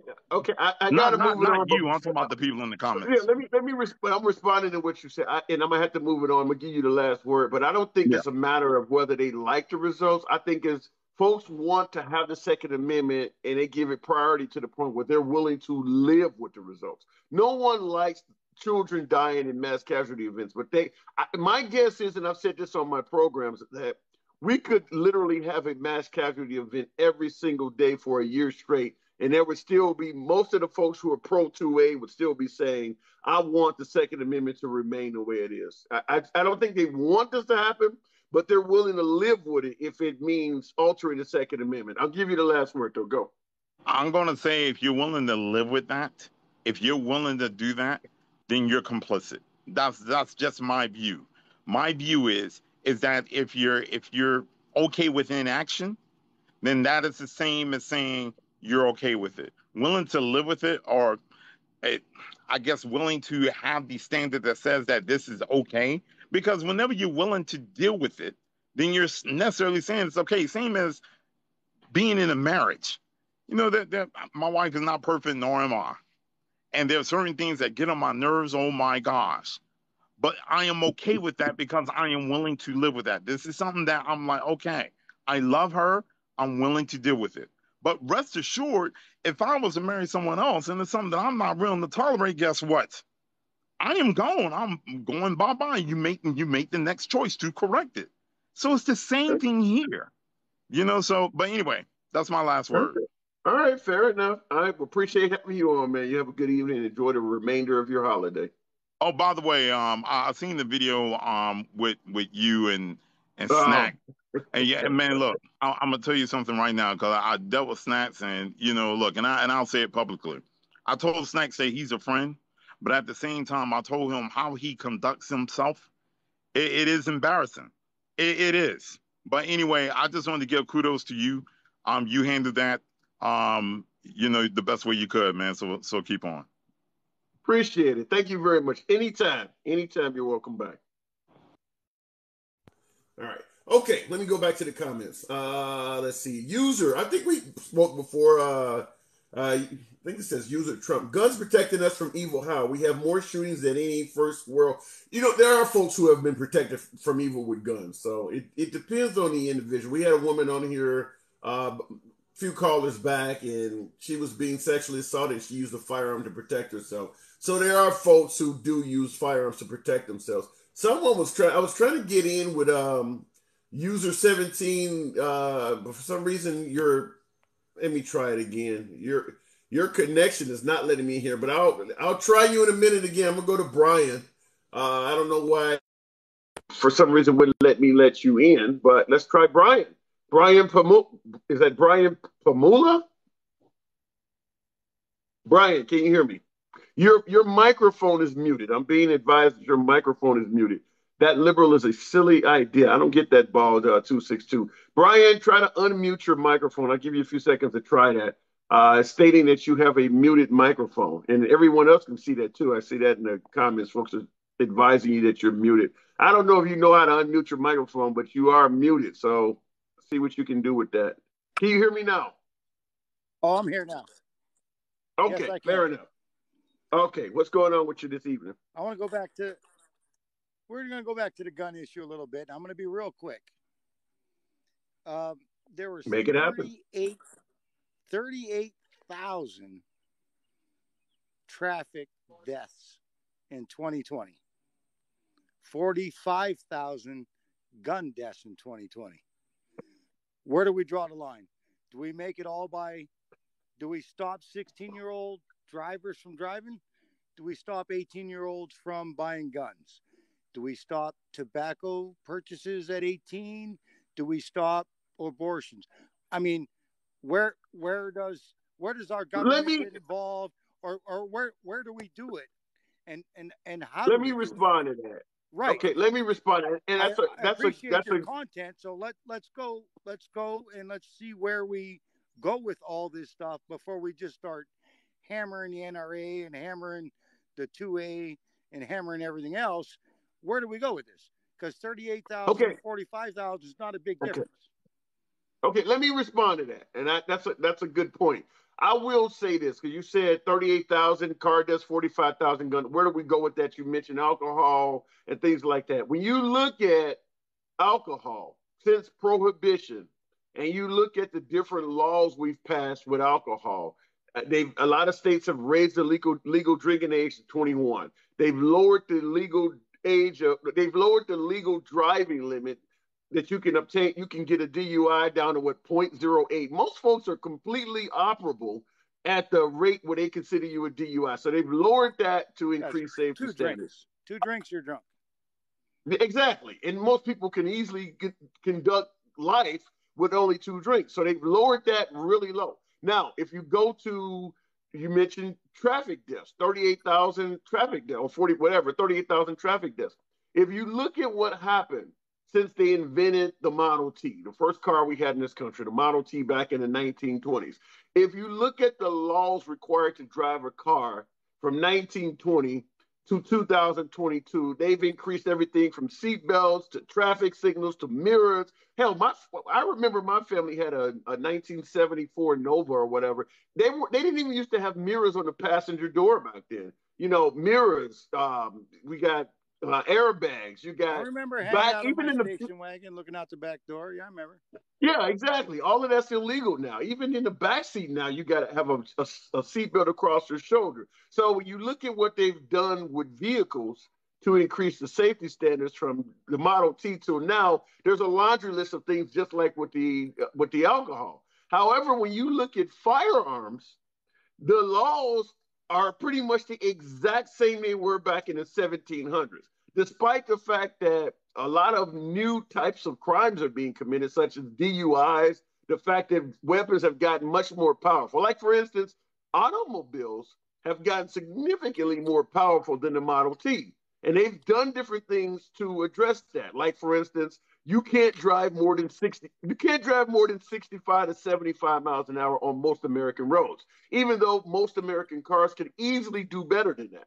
Well, forcing you to drive 65 or 75 would be like forcing you to have no more than 10 rounds in a magazine, even though most guns will hold way more rounds than that. But when you look at firearms, we've done essentially nothing to address any type of issues or lack of safety, even though the weapons have continually gotten better and bigger and powerful. So I think that's the argument, but go ahead. Correct. I understand that. And I understand that completely because I just left Florida and I'm back up here in Pennsylvania. 85 miles an hour back to 55. Completely understand the driving issue. But I'm back to saying the same thing. You have 38,000 deaths on the roads, 45,000 deaths with firearms. not saying either of them are good. I'm saying Congress is going after the gun issue and I'm not saying anybody at 18 should own an AR. I'm not saying that. Okay. At 21 years old to buy a pistol. I'm not saying they should at 18 they should be able to buy an AR. I don't think it's right. I fired them. I don't think anybody at 18 should own an AR. I'm not saying that. Okay. I'm saying I'm saying let's measure things out here. But let me ask you this. With the 38,000 car deaths, let's take away seatbelt laws. Let's take away using your turn signals. Let's take away street lights. What do you think would happen to the 38,000 number if there were no street lights, no lanes written in the streets? You didn't have to wear seatbelts. Airbags did not exist. You didn't have to have rear view mirrors. What do you think would happen to that 38,000 number? You could add some zeros to that.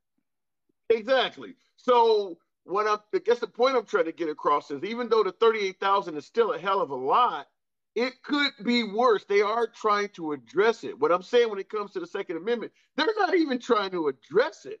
They're just like, we'll deal with this. They're not even trying to address the 45,000 number.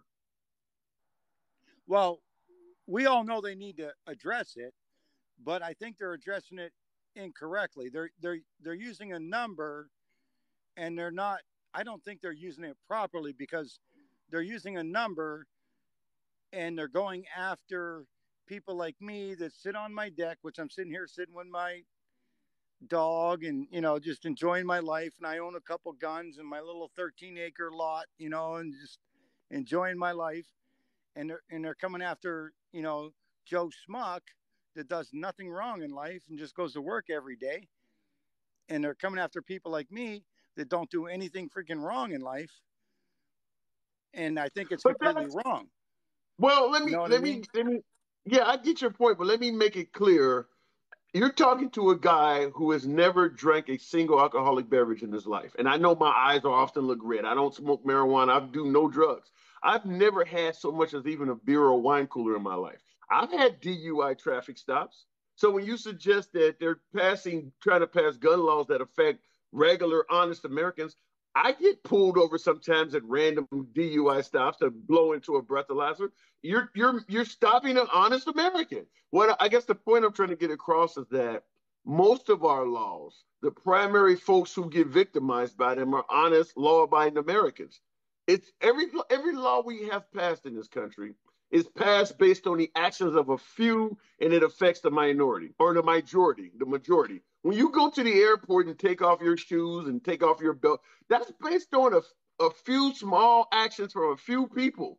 It's not, most Americans are not blowing up planes.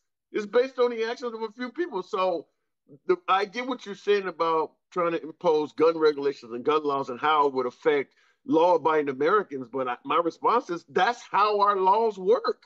Go ahead. Well, I guess I understand that too, but I just think that if they're going to look at statistics, they need to look at all of them, not just gun laws. They need to look at. I don't think my granddaughter's turning 16. I don't want her to drive. I mean, there's 38,000 people dying on the road. I don't want her on the road. Now, I hope my wife don't hear this right now because she's going to buy her a car next year. But I get your point. Let me be clear. Some of this is just simple statistics.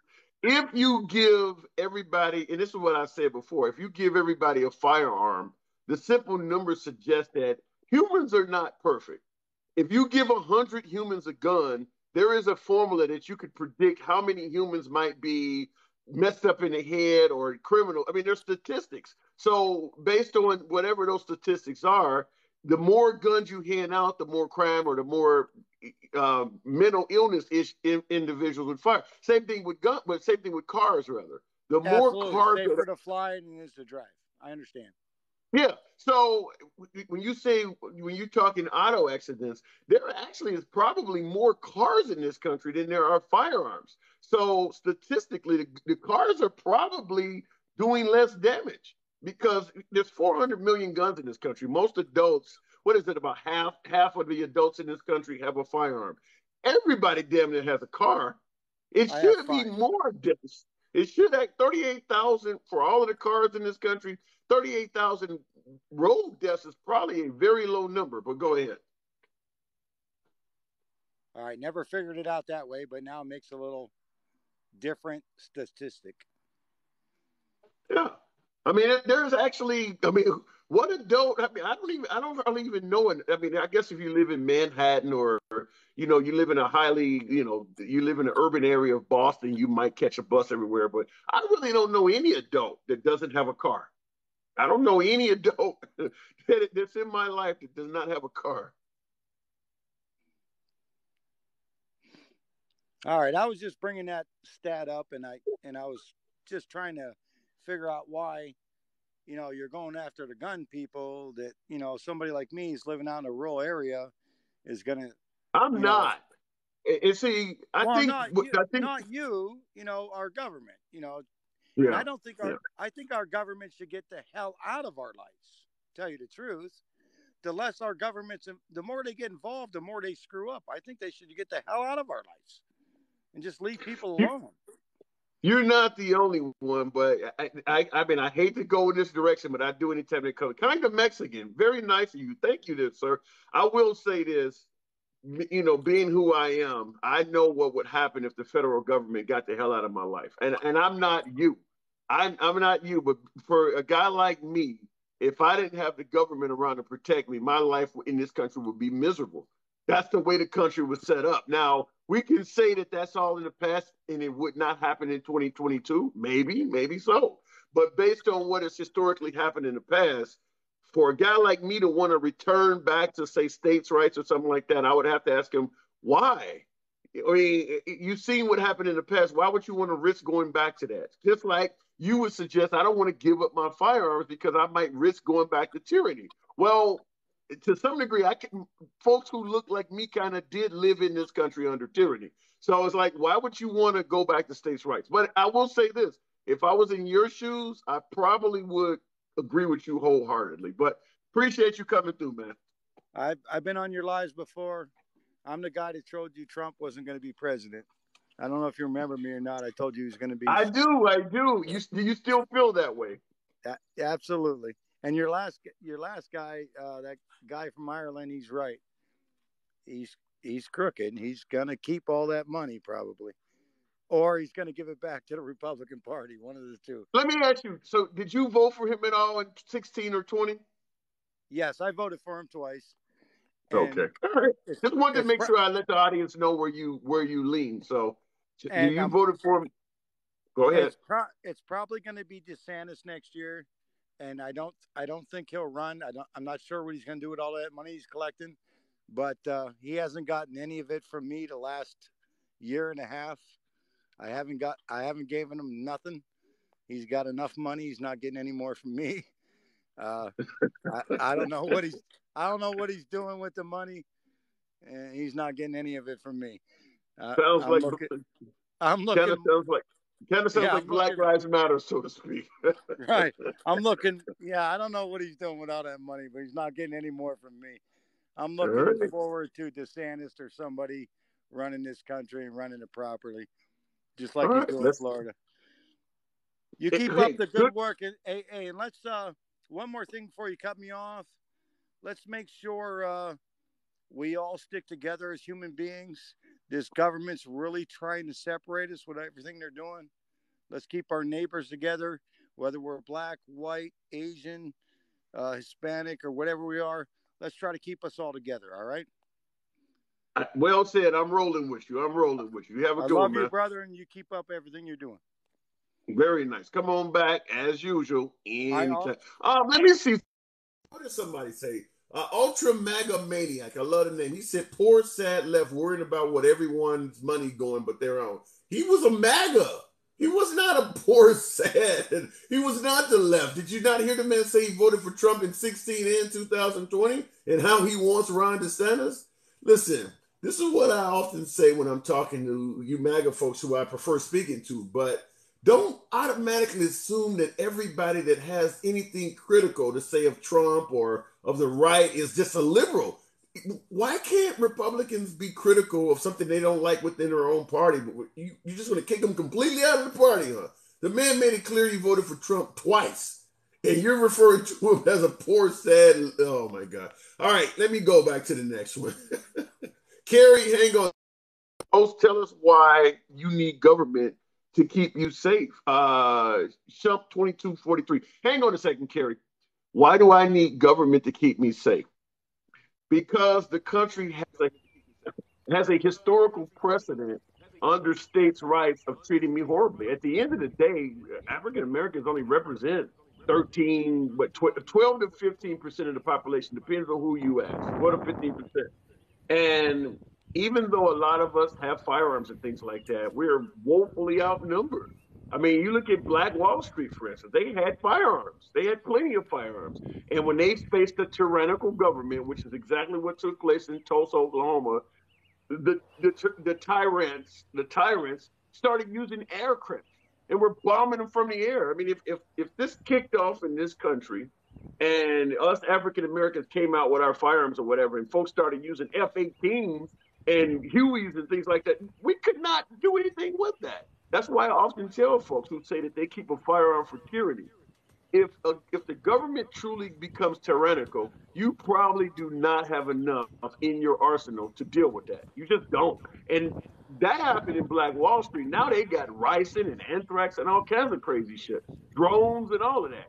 You can't fight that off if they send that to your neighborhood. Carrie, good evening. Good evening. Well, we all know evil exists in this world. I don't think there's any way around that. That is true. They're always going to find a way to have a weapon, and a perfect example of that. Have you ever heard the word prison, or words, I should say, prison shank? They're going to find a way. They're going to find a tool to end life if that's what they want to do. So, well, let me ask you this in regards to prison shanks. When you think about the prison gangs and the violence in prison, and how many folks die in prison, if you had to take the shank out of the prisoner's hand and put an AR-15 in there, do you think the numbers of deaths will remain the same? Probably, because usually in a prison, it's more directed at one person. They want to take the head off the snake, if you will, and they're going to go after him. And here's why I say that. Here's why I say that. It's not kids, so it's grown men in there. If they pulled an AR and they shot one, they're probably not going to get another one because the men are going to jump that person. Does that make sense? Not really. Let me say it this way. You said in prison it's generally one-on-one. Well, they do have gang wars in there, but I will say this: it's generally one-on-one because the weapon you have is only really equipped to take on one person at a time. If you put an AR-15 in the hand of even the weakest prisoner, he could take on dozens of the biggest prisoners in there without a problem.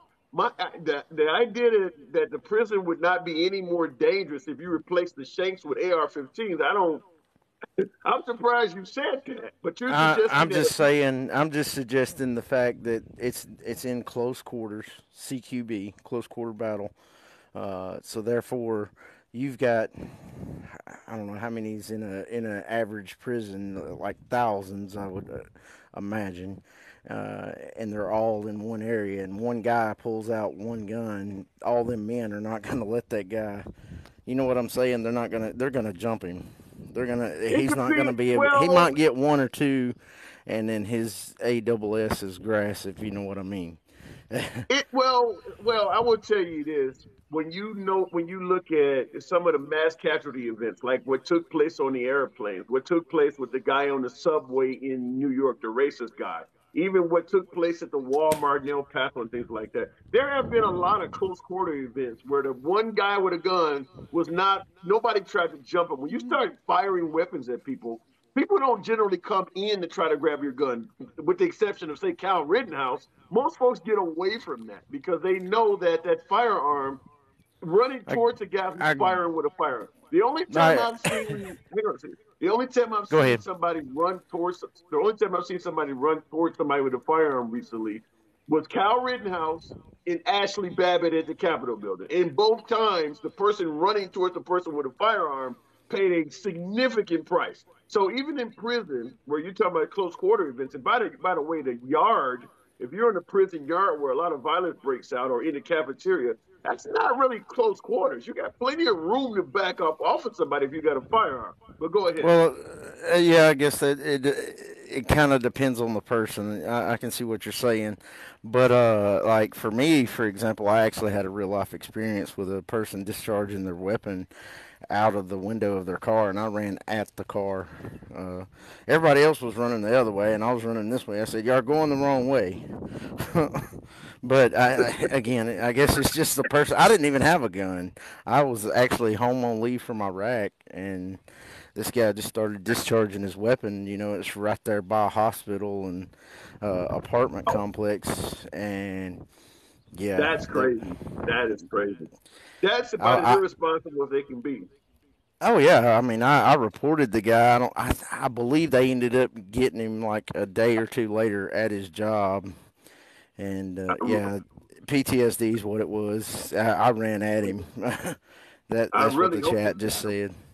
Yeah, that's terrible. If I'd have got my hands on him, there wouldn't be. I'd be the one in cuffs because.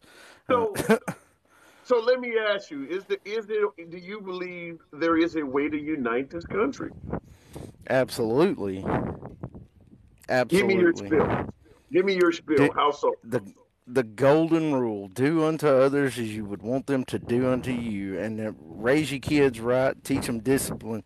However you discipline them, I tell them once, I teach them once, and if they don't listen, well, they getting their butts tore up. And well, I love that. Now, let me ask this question. Now, you voted for Trump, right? No, I didn't. I actually didn't vote because the last time I voted was I think it was when Gore lost. I actually voted for Gore, and I was like, that stuff's rigged. It don't matter. But now, I think you told me this before. Yeah. Yeah, okay. But now I'm going to be more involved. I'm going to definitely start voting.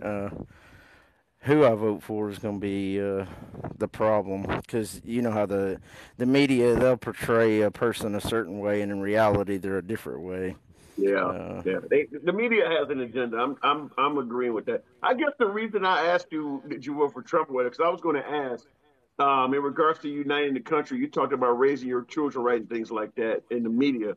I was going to ask, and I guess I'd ask you guys in the audience as well, do you believe Trump, who's known for name calling, do you believe that has an issue when it comes to uniting the country? If he's, calling sitting senators and sitting congressmen and generals and things like that personal nicknames, do you think that has a potential to divide the country? What do you think, Kerry?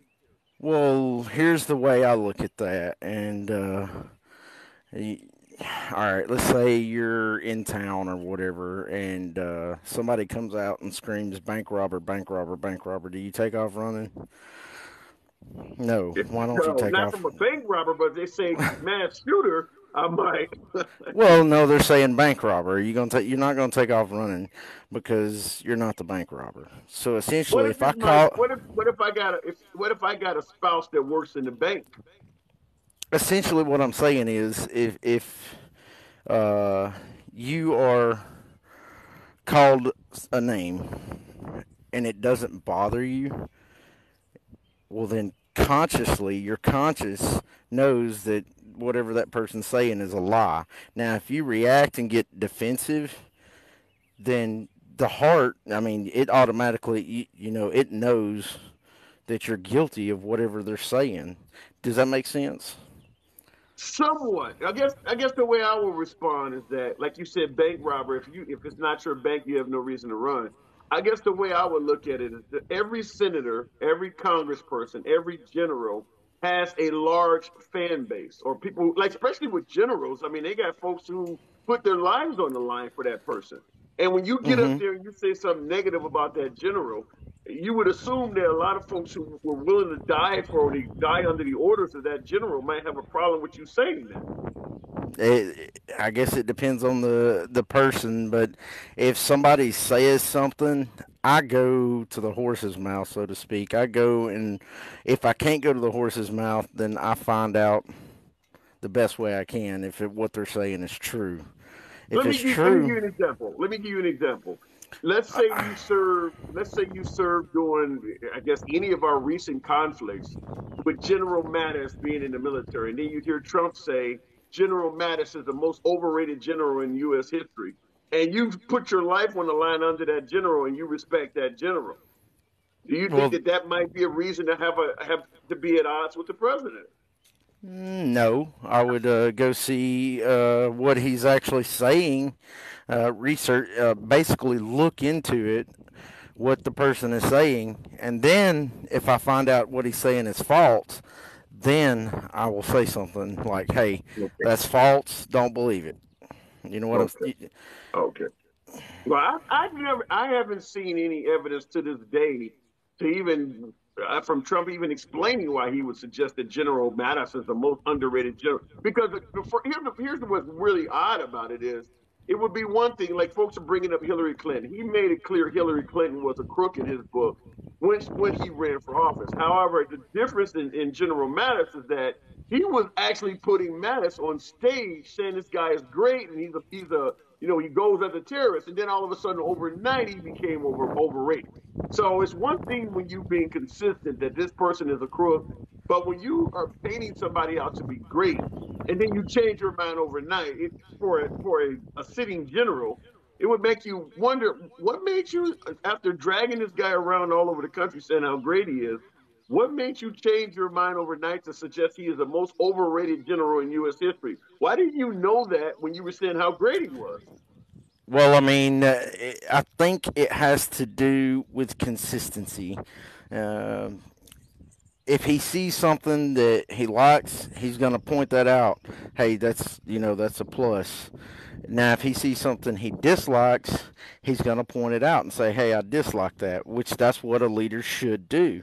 Yeah. We all have faults, regardless of who we are. So, uh, I tell like people I'm in a relationship with or whatever. I've had a few bad ones, but anyway, I tell them look, constructive criticism. If you see me doing something wrong, point it out. I can't do nothing because in my mind I'm thinking it's okay.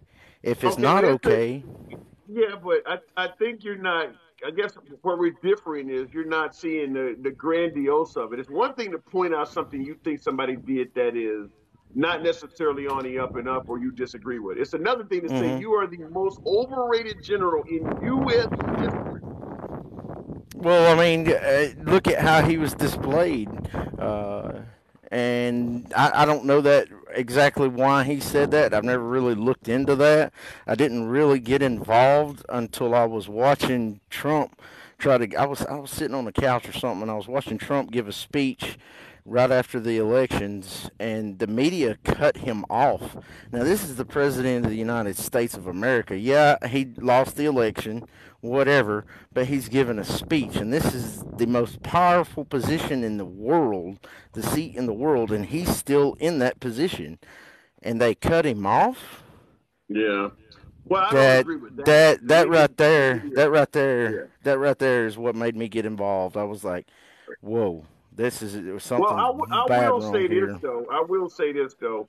I've watched several Trump speeches at rallies, and he claimed that CNN and things like that were not televising it. And I'm sitting there watching the rally on CNN, and he would say, "Turn the cameras around," and you would see that CNN is covering the rally, even though he was saying that they weren't. And I guess to some degree, I would respond by saying, "There's only so much you're going to accuse the media of before they actually start doing it." If you're saying that they're not covering you fairly and you're criticizing them constantly, from that point on, they're going to probably start not covering you fairly and earning up to your criticism. I mean, you're going to insult me anyway, so why should I cover you fairly at that point?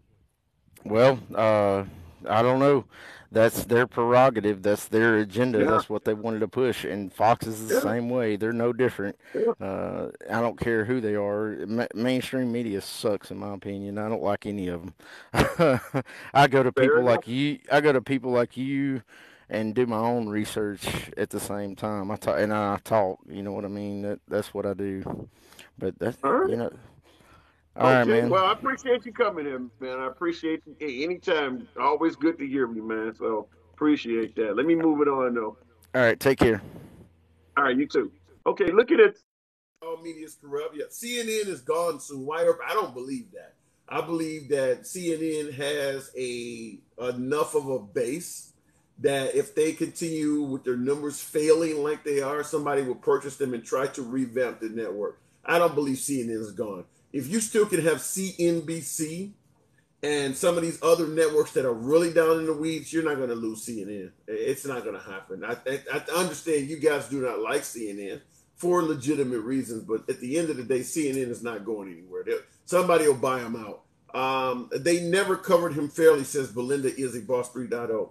No, they weren't going to cover him fairly. Like I said, he came on the scene criticizing the media from day one. And I mean, not only that, but I also point out what he was doing in regards to President Obama, saying he wasn't born in the country and things like that. So the minute Trump got elected, he had beef. He had a lot of beef against them. If you believe that the day Trump was inaugurated, people were going to give him a fair shake, then you're just kind of excluding everything that he was dealing with before getting elected. He was in a lot of fights. I mean, there's no denying that he heckled the Obama presidency. Now, if you agree with it, then that's fine. You don't like Obama. I'm not trying to say you have a reason to like Obama. Obama wasn't perfect, but at the end of the day, Trump was heckling the hell out of Obama's presidency.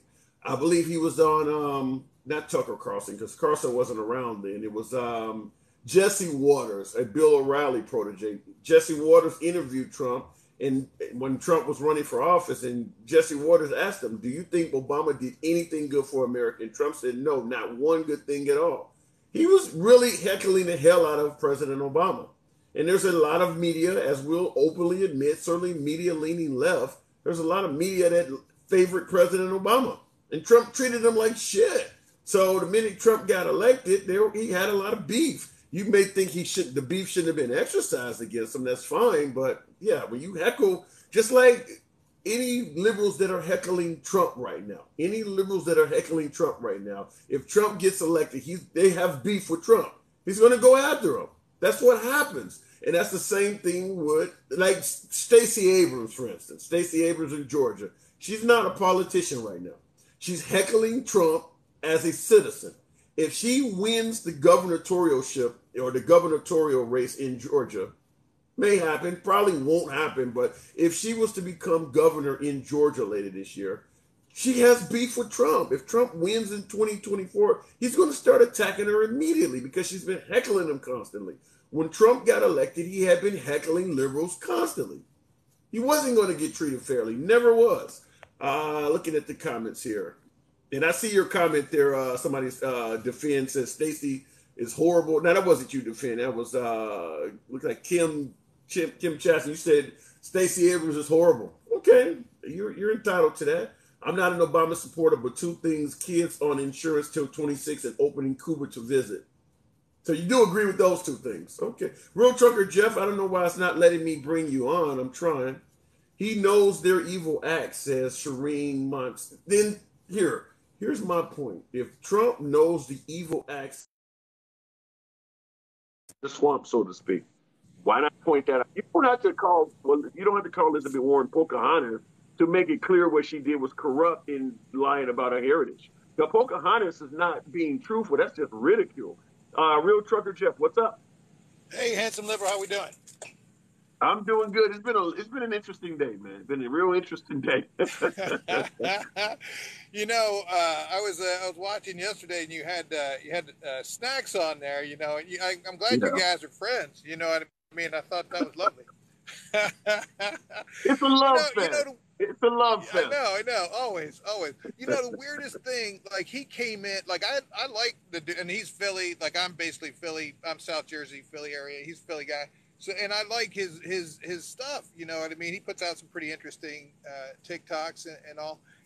But he came in like he was on 11. Like, you were talking about a legitimate concern of the fact that if you round up a bunch of kids in front of a school they're soft targets, and there's even a military term for what that is. When you have a consolidated space where everybody's got to funnel through, it's known to be a problem, and he was just not even hearing that, and that's a known obstacle to the solution that everybody was sort of proposing. It's like, you got to keep weapons out of the school. So that to me was like, I've never seen that cat like out of control like that. He couldn't control himself. You know what I mean? And it really doesn't make any sense, because you're a rational dude. Like, you know what I mean? You have to be able to have a conversation with people, So I really found that to be bizarre. And I've said it before. Everybody's not cut out for debating, but I've beaten the horse on it long enough that I've kind of moved on from it. Let me ask you this though: we're talking about in regards to uniting the country, and I guess the question we're trying to ask is, do you believe that right now we're so damn divided? Is it possible that we could ever be united again? I think it's really tough, and I think we're looking at really very separate things. I know you were talking about how you feel like the federal here you go, federal government being necessary, right? And I'm at a place where I'm like, well, I think we need to have states' rights, because we need to lean more on states' rights, because Democrats want things that are entirely different. They have an entirely different vision for what they want out of the country than Republicans do. So for me, it seems like, okay, it would be, a solution that we wouldn't be at loggerheads is, okay, the red states are going to do things their way, the blue states are going to do things their way, and we understand that we're just different people. And you know what I mean? I would think that would be a solution. But here again, you have concerns because you feel like the federal government is more protective of you. So, well, I will say this.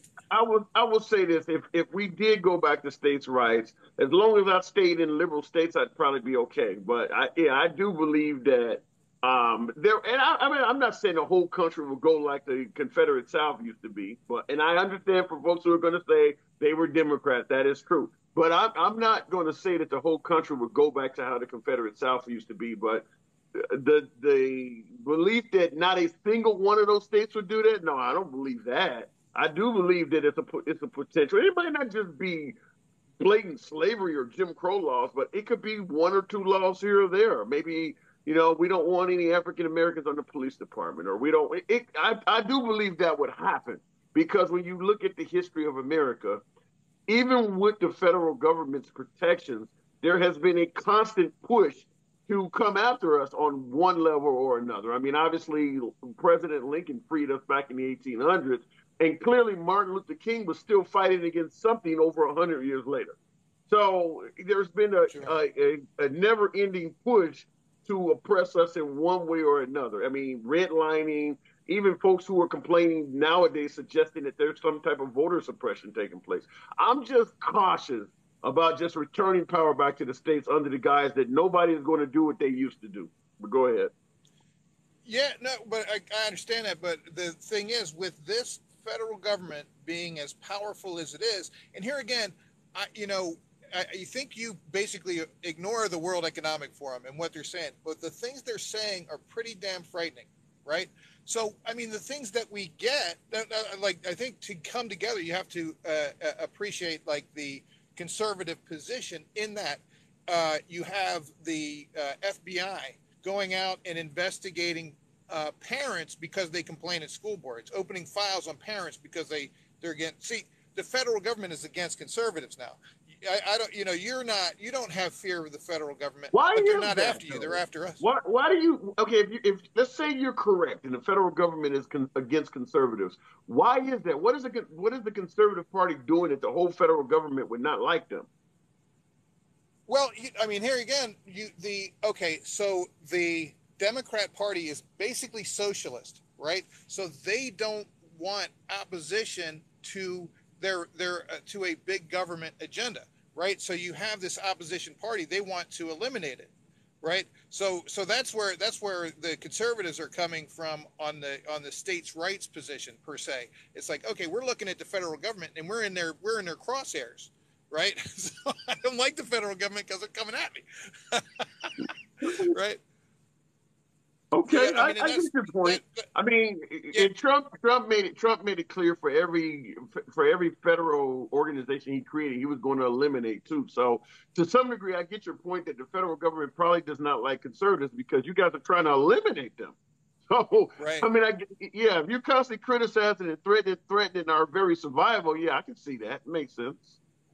Right, right. I mean, yeah, if you look at most of the people when if you collect a government check, you know, you're working for whether it's county or federal government, whoever, you're probably going to vote Democrat because that's, you know what I mean, that's where you're going to get your raises from and stuff like that, is supporting the Democrats. Whereas the conservatives are going to try to get rid of you. They're going to try to Well, end your job, I will right? also now I disagree with your part about the Democratic Party being socialist. After 8 years of Obama, I don't look back at the 2010s and say, "Yay, we were in the socialist years." I think that's just like with liberals calling Republicans racist. There's some socialists on the liberal side, but most Democrats are capitalists. I don't buy into that. But go ahead. Yeah, well, I think they're constrained by the Constitution. I think Obama would have gone a lot farther than he did. I think he meant to go a lot farther than what he did, but he was, first of all, he's constrained by the Constitution, and secondly, 2 years in, and he lost. He lost. He had a supermajority in the Senate, and he had the House, and he lost all of it after 2 years. Right, so it was going to be hard for him to really go in a far left direction because the people revolted basically against it, threw everybody out. Well, right. well, in regards to that, I think that the argument you're making, the socialist argument, is what a lot of liberals would make on the racist argument. Like you said, the Constitution is preventing them from doing things. I think the liberals would probably make a very similar argument to what you're making, but I don't necessarily subscribe to either one of those arguments. But I think that everything you're saying that prevented the liberals from being socialists, there's a lot of liberals who would say the same thing in regards to racism with the Republican Party. I don't like demonization labels, is what I'm trying to say. Well, yeah, I mean, and I don't necessarily mean rank and file Democrats. I mean the Democrat Party. I mean the people that I don't, you know, Republicans, people, conservatives, we're not represented well by our people that we have in office, and the same thing with Democrats. But I think on that side, on the Democrat side, the people that are running that party are socialists. What their agenda is a social. Well, well, here's how they do it too, right? They'll use, like I said, the Democrats like to use a crisis as an opportunity, right? So you have COVID. Both sides do. And Both sides do. Both sides like to use a crisis as an opportunity. You don't think when an illegal immigrant came to this country and committed murder, the right is not using that as an opportunity, or when there's gang violence in a gun-free zone, you don't think the right uses those as opportunities? Well, sure they do, but I mean, when you're, but that's, I mean, okay, so that's something, that's a conservative value, and then you're taking an instance and going, this is what we want to avoid, right? We do not want this. That's why we have the position we have, right? But where you have, like things like climate change, which is going to restrict your freedom of mobility and things of that nature. I don't believe, for example, that the Democrats really want to take care of the environment. I think they want to use that the fact that there is climate change as a cudgel to force us into a box, right?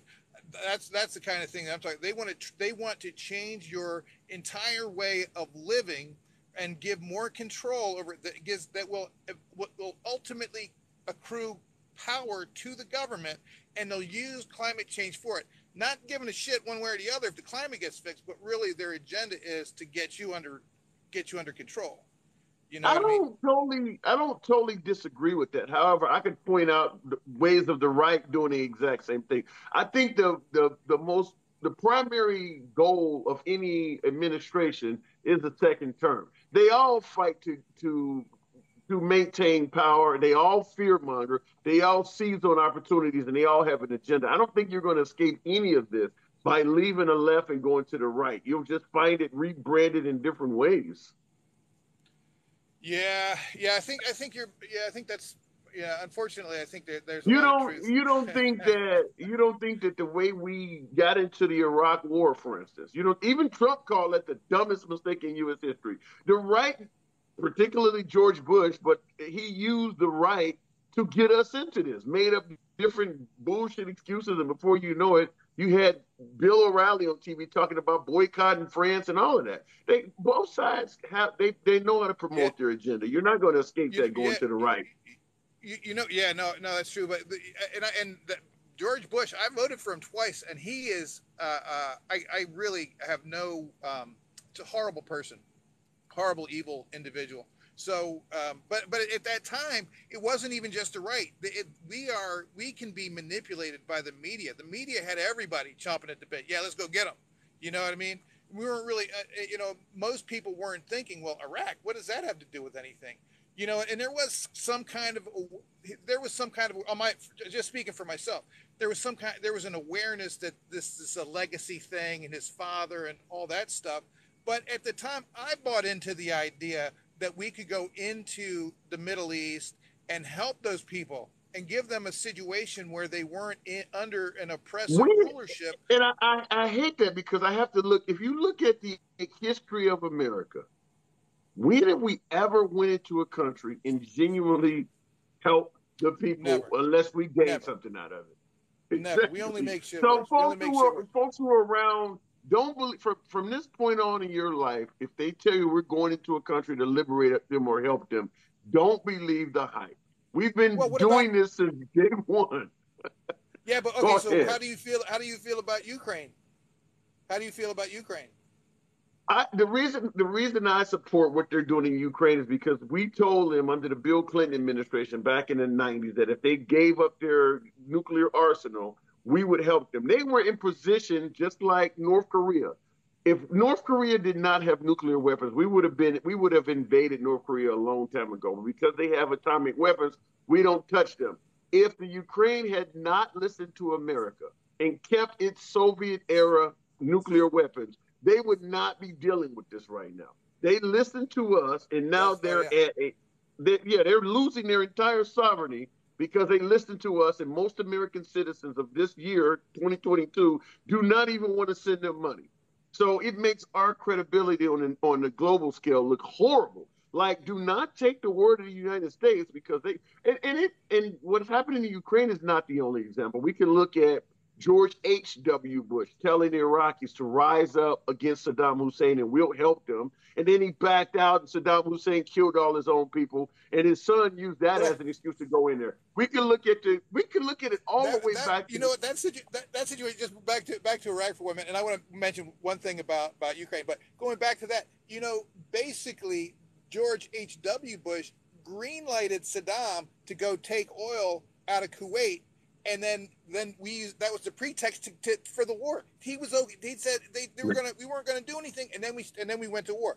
Crazy, but yeah. I'm just going to say this. Despite America being the most powerful country on earth with a lot of freedoms, when it comes to trust and credibility, I am amazed that nations continue trusting us. The very term Indian giver, as archaic as that term is, it was a term created during the time of Native Americans because we would make promises to them and not keep it. So now we have a term called Indian giver when you give somebody something and you take it back. Our entire history is based on lying to other people. So I'm often amazed that people actually believe us at this point. They continue doing it. It is shameful. It is. Yeah, it is shameful. I agree with you. But okay. So the Ukraine now, we were sending them money, right? We send them $40 billion. And everybody that's laundering money over there because they went over. Biden sent his wife over there. Dan Crenshaw went over there. Mitch McConnell went over there. They were all getting paid. They're all getting paid. Yeah. You know what I mean? That's what I hate. Like, if we can help the people out, fine. But we know our people, our representatives are stealing our money from us right under our nose. That's the shit I don't like. I don't know if there's a solution to it. I really don't. At the end of the day, it's almost like being a mob wife. If you're a mob wife, you know what your husband is out there doing in the street is corrupt as hell. But at the end of the day, you live in a nice house. You guys got a nice Cadillac in the garage, and there's plenty of money around the house. So do you go out and question your husband, knowing that you would not have this great lifestyle if he didn't do what he does? As citizens, we are mob wives. What do you do? Yeah, no, you're right. It's tough. It's tough. I don't know how. I think if we could solve that, then we could probably come together as a people. If we could be proud of what we do overseas and our relationships with other countries, just as a for example, we do shit so stupid. We built up China. They're our biggest enemy. They've probably surpassed us in their military strength right now. Instead of building up South America and Central America, right? If we had done that, if we had we would be able to just go not have borders at all. If the people had a lifestyle that they could hold on to and appreciate, they wouldn't need to come here. You know Yeah, what I mean? We could go I there. agree with that. Shit. Well, You we know? built up China because a few people in this country made a ton of money off of it, and they had the power. But look, let me move it on. I'm gonna That's be a fact. wrapping it up That's a soon. I fact. want to get to a couple more Uh, before uh, we get out of here. uh, All all right, right, Jeff. brother. Happy Always a Memorial pleasure. Day. Yeah. Thank you very much. You have a good one. All right, let me get Timoteo. I see you, but there are other folks in here. Manuel, let me go to Manuel. I'm gonna move it a little quicker because I do want to wrap it up shortly, but I want to give you guys a chance to speak. Manuel, let's see if it lets Manuel in here. Okay, Manuel, good evening. How you doing, buddy? I'm doing real good. What's on your mind? Okay, I'm gonna go ahead and see if I can get my camera on. I like to sort of be visual. You clicked your mute button. There you go. Okay, I don't see your Okay, camera on here, but am I muted? no, I can hear you now, but your camera's not on. Okay, well we just.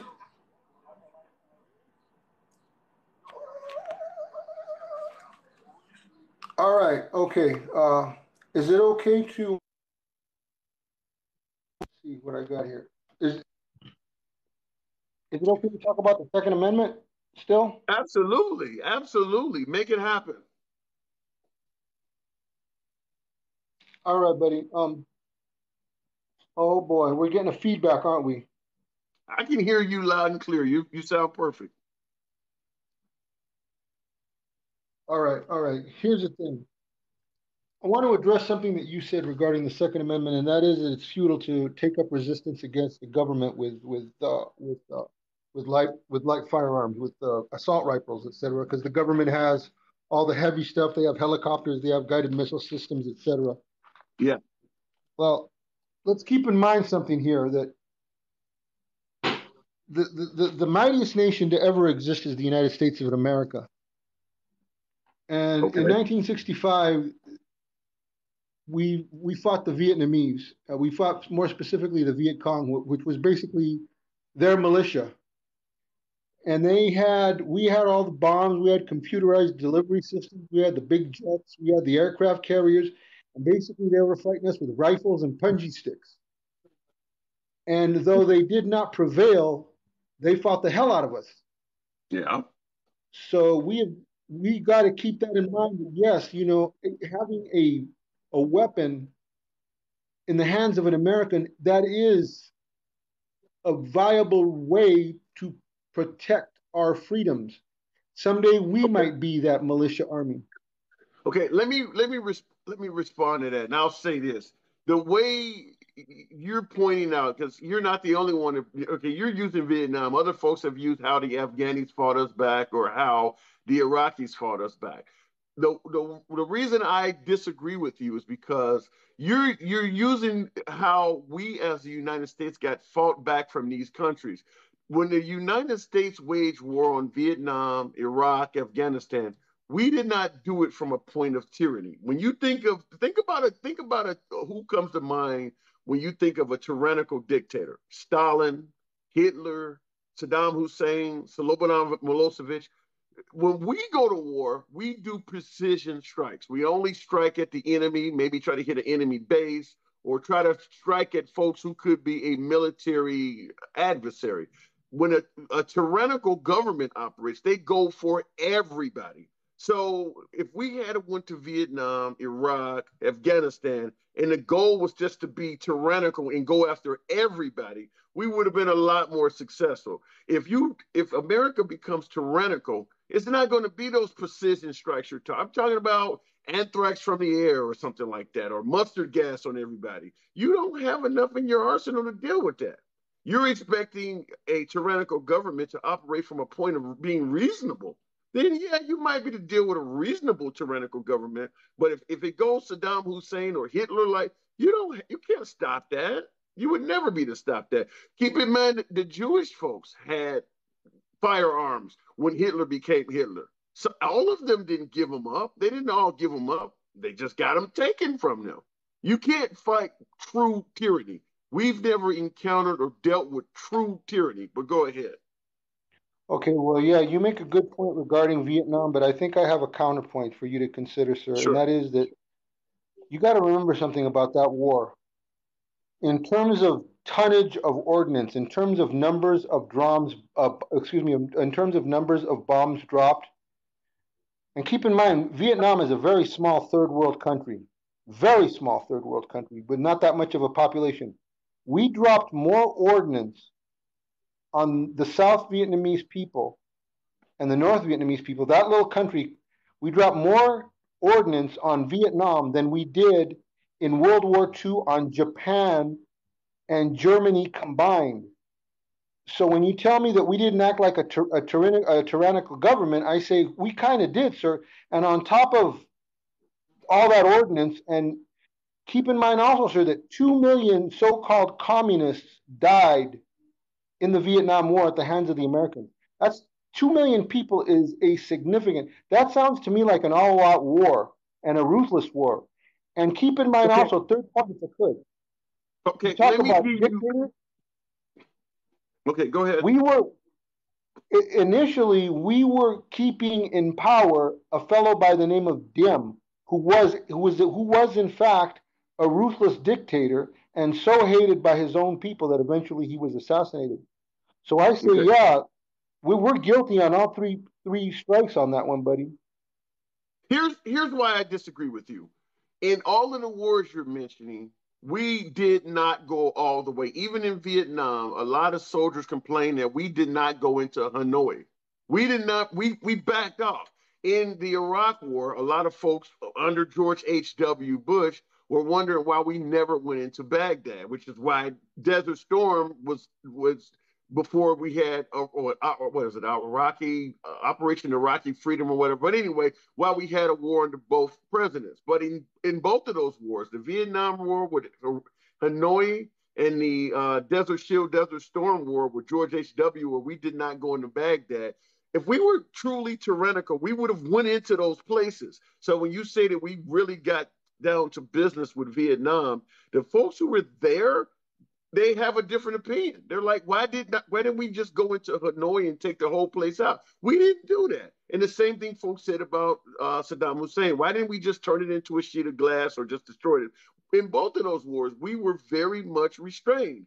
A tyrannical government is not going to be restrained. It's not going to show you restraint.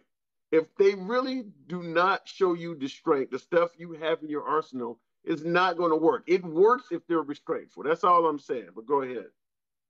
Okay, well, remembering the history of that war, keep in mind that we fought that war as a member of the Southeastern Asian Treaty Organization, sort of an Eastern version of NATO, okay?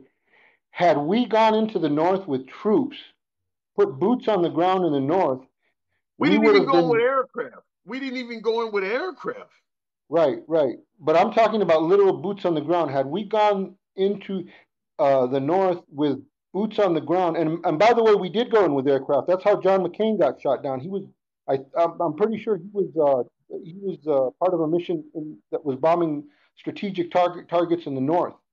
But you can check that up because you got the information, you got all the stuff, and I don't have all I have is my little phone that I'm talking into right now.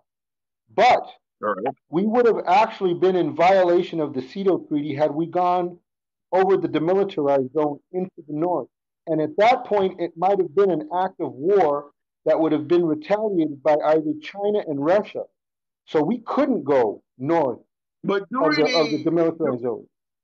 Right, but during an operation of tyranny, nobody cares about war crimes or being against treaties. That stuff goes out the window.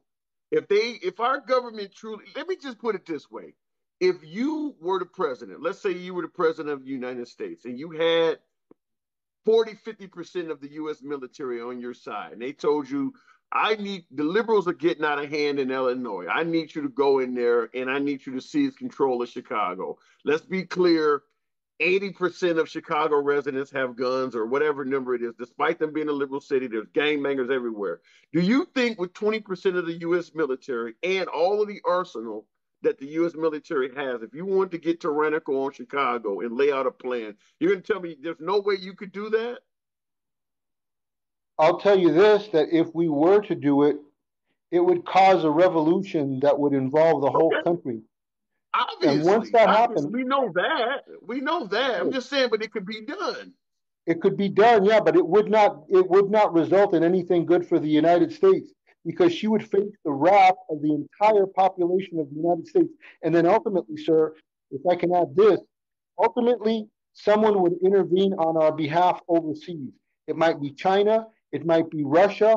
We would be in the midst. If Chicago was razed to the ground, let's just say Chicago was literally, the whole city was razed to the ground by the U.S. military. That would be such an abhorrent act against humanity and against our own American people. The repercussions would be so great that we would actually allow, there would be huge elements of our own military that would fight back against the government. Okay, that's a good point. Let me respond by saying this. Syria is involved in tyranny. What is it, Assad, whatever the president of Syria. That country is involved in exactly what we're talking about, dealing with a tyrannical government. And you said if it happened here, there would be another country that would step up and fight on your behalf. In Syria, it happened the other way. Russia stepped up and they're helping fight on behalf of the tyrannical leader. So if we had an incident like that here in America, you don't know. It actually may be countries that step in and decide to help you out in taking out Chicago.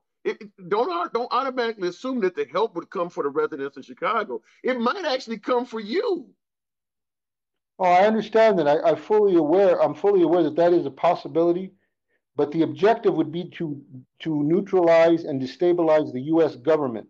This is what China and Russia have been trying to do for decades. Okay, so that's possible. So what I'm saying is, you could be okay here. I'll give, because hey, dude, you're pretty bad. I mean, you know what you're doing when you debate. Okay, so I'll give you credit for this. No, man, you're pretty good.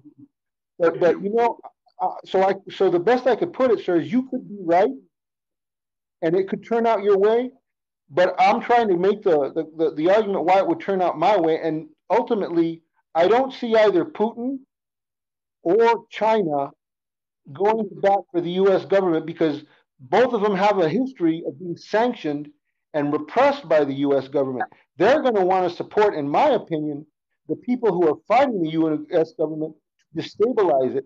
Because they're let me say this. I think that they may view what's going on, and they may be willing to support the side that they think could win. Because if you're the president and you're going after Chicago and you tell China or Russia, if I win, I'm willing to forgive a significant amount of debt you owe us. These folks that I'm imposing tyranny on, even if they win, they can't forgive the debt. They're not in control of the government. I can. So you might find that you're still in control of all of the U.S. weapons. So you could tell them, I'm willing to give you a few. I'll sell you F-22s where we normally don't we normally don't sell them those. Well, there's things you could offer as the president of the country that that the citizens fighting against tyranny could not offer. So you'd have to wonder, why would the Russians or Chinese step in on behalf of the citizens fighting against tyranny when you may potentially have a president that's offering them things that he actually can deliver on that's in their benefit? So, listen, if you help us get rid of these termites or these pests, like I said, we'll forgive a certain amount of debt, or we'll overlook what's going on with your aspirations with Taiwan, or we'll be done with Zelensky. Just help us get rid of some of these tyrants over here, and what you got going on with Zelensky, we won't see it anymore. You want Taiwan? As far as we're concerned, we don't even know who Taiwan is. It would be a lot easier for that president to get that help than you as a person fighting for tyranny or fighting against tyranny. But go ahead. Okay, once again, that is a great point, but I'm considering the history. particularly in terms of Russia, for decades, ever since the end of the revolution or the last Russian Revolution that overthrew the Soviet Union, the United States has sanctioned, they've isolated Russia, they've destabilized the Russian military by lining new NATO countries all around her and put her in a strategic place of vulnerability. You know what, buddy? I'm really sorry, man. Now my neighbors are playing music real loud. Man, I would love to continue this, but this is the price you pay for living in the hood, brother. They play the music so damn loud. Come on So back listen, anytime, man. That's all good, man. You we'll, can come we'll, back anytime. we'll have part two, buddy. You're the best, man. I love your show, man. You take it easy. Absolutely. It's a pleasure, man. Come on back. All right, man. Ed the Great and Timoteo, I'll wrap it. You will be the final one. I do see you in there. Wake up. Except we have been played by our government. We've been played by our government since the very beginning. Ed the Great. What's up? Good evening. What's up, man? How you been? I've been good. You're real low. Let me see if I can. Your audio is really low. Oh, can you hear me better now? Yeah, I can hear you now. I can hear you. That's better. Okay. What's going on? I've been hearing what y'all been saying, man.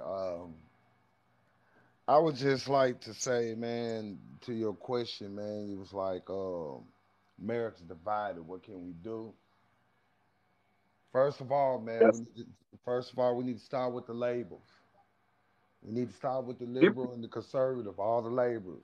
You're either a patriot or you're not. You're either for the country or you're not. Let me ask you this question, though. Can you be against the Second Amendment and still be a patriot? Yes. Because you got to understand, the grounds for us is to vote and majority rule. You might not like it, but our country was founded on that. So if the majority say keep the guns, keep the guns. I feel there should be proper gun education. Should gun education be by law or should it be optional for you to get education? No, it should be by law. You should have gun education before you can own a gun. That's part of you getting your permit. And and the reason why I feel that we have to keep the rifles, well, no, I'm gonna tell you like this. The reason why I feel that the United States would not go against its people is because the government can't trust its own military. The military will be split. It literally will be split. And the country fight against itself will not stand. So now, thinking that we're going to aid Russia, or Russia going to aid us, no. All these other countries that have been waiting in the wings to come at us is going to come at us. So we as the people got to understand the Declaration of Independence state that as people, we have a right to overthrow a tyrannical government. Right now, what we have in this government is taxation without causation.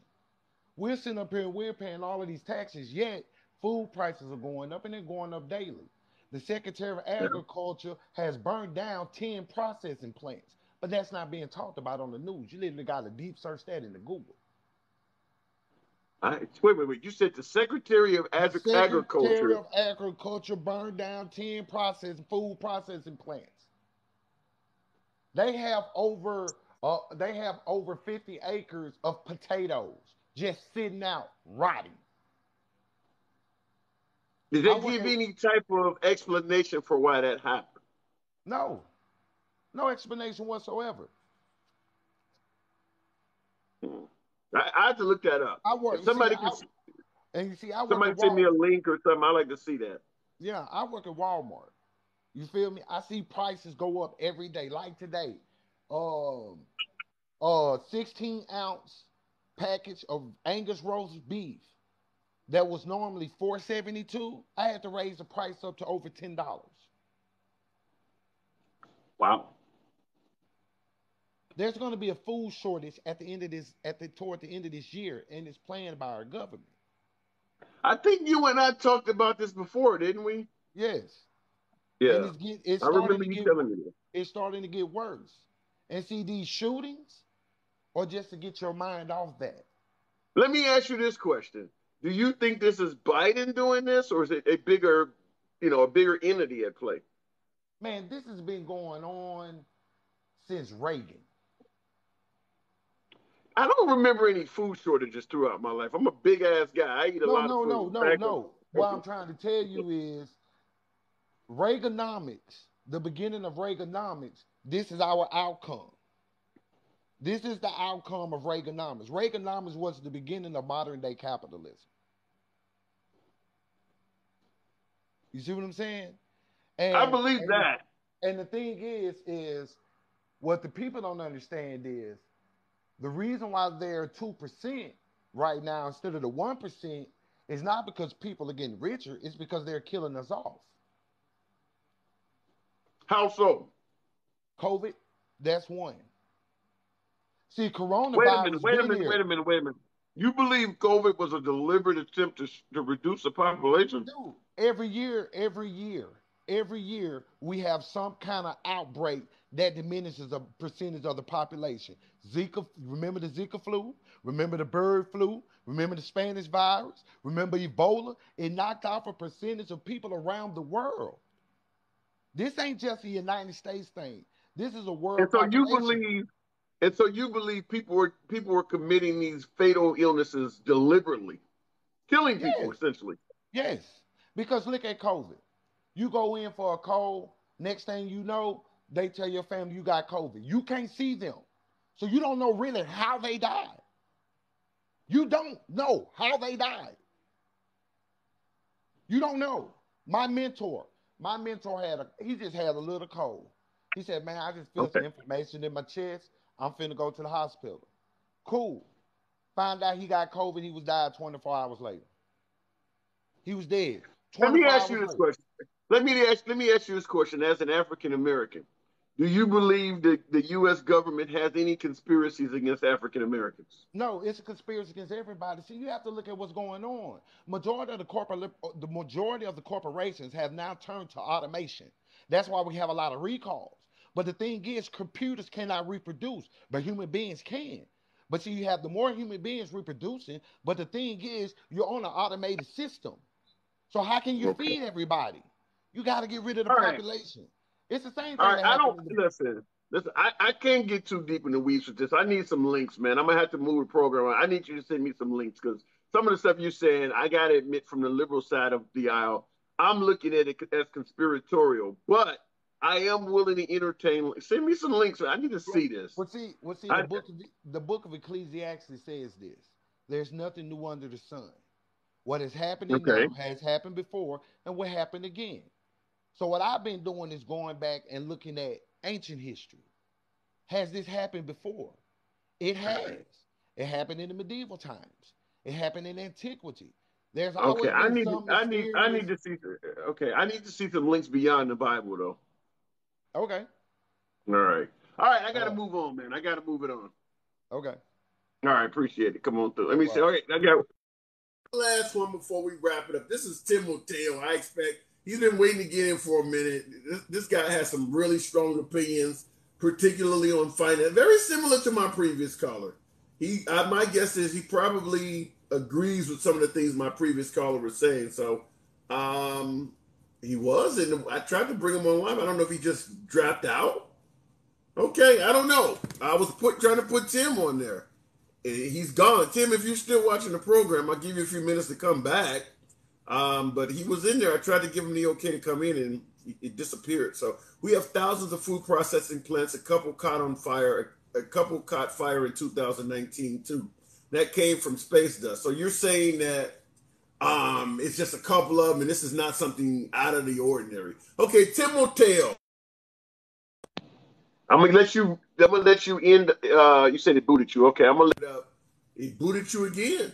I tried to accept you. You came on and it disappeared again. I don't know if it's TikTok does not like us connecting or whatever, but I clicked and let you in. I saw you in the box and you quickly disappeared. And also it showed that your mic was muted. Let's try it one more time. If it does it again, you obviously going on with TikTok. 3, 2, 1. There you go. Okay, let's try it. Good evening. How you like the green? I like it. Shout out to Dennis Rodman and a host of others. That's what I'm talking about, baby. Hell yeah, the worm all day long. Hey, dude, right. you're killing me with this stuff, man.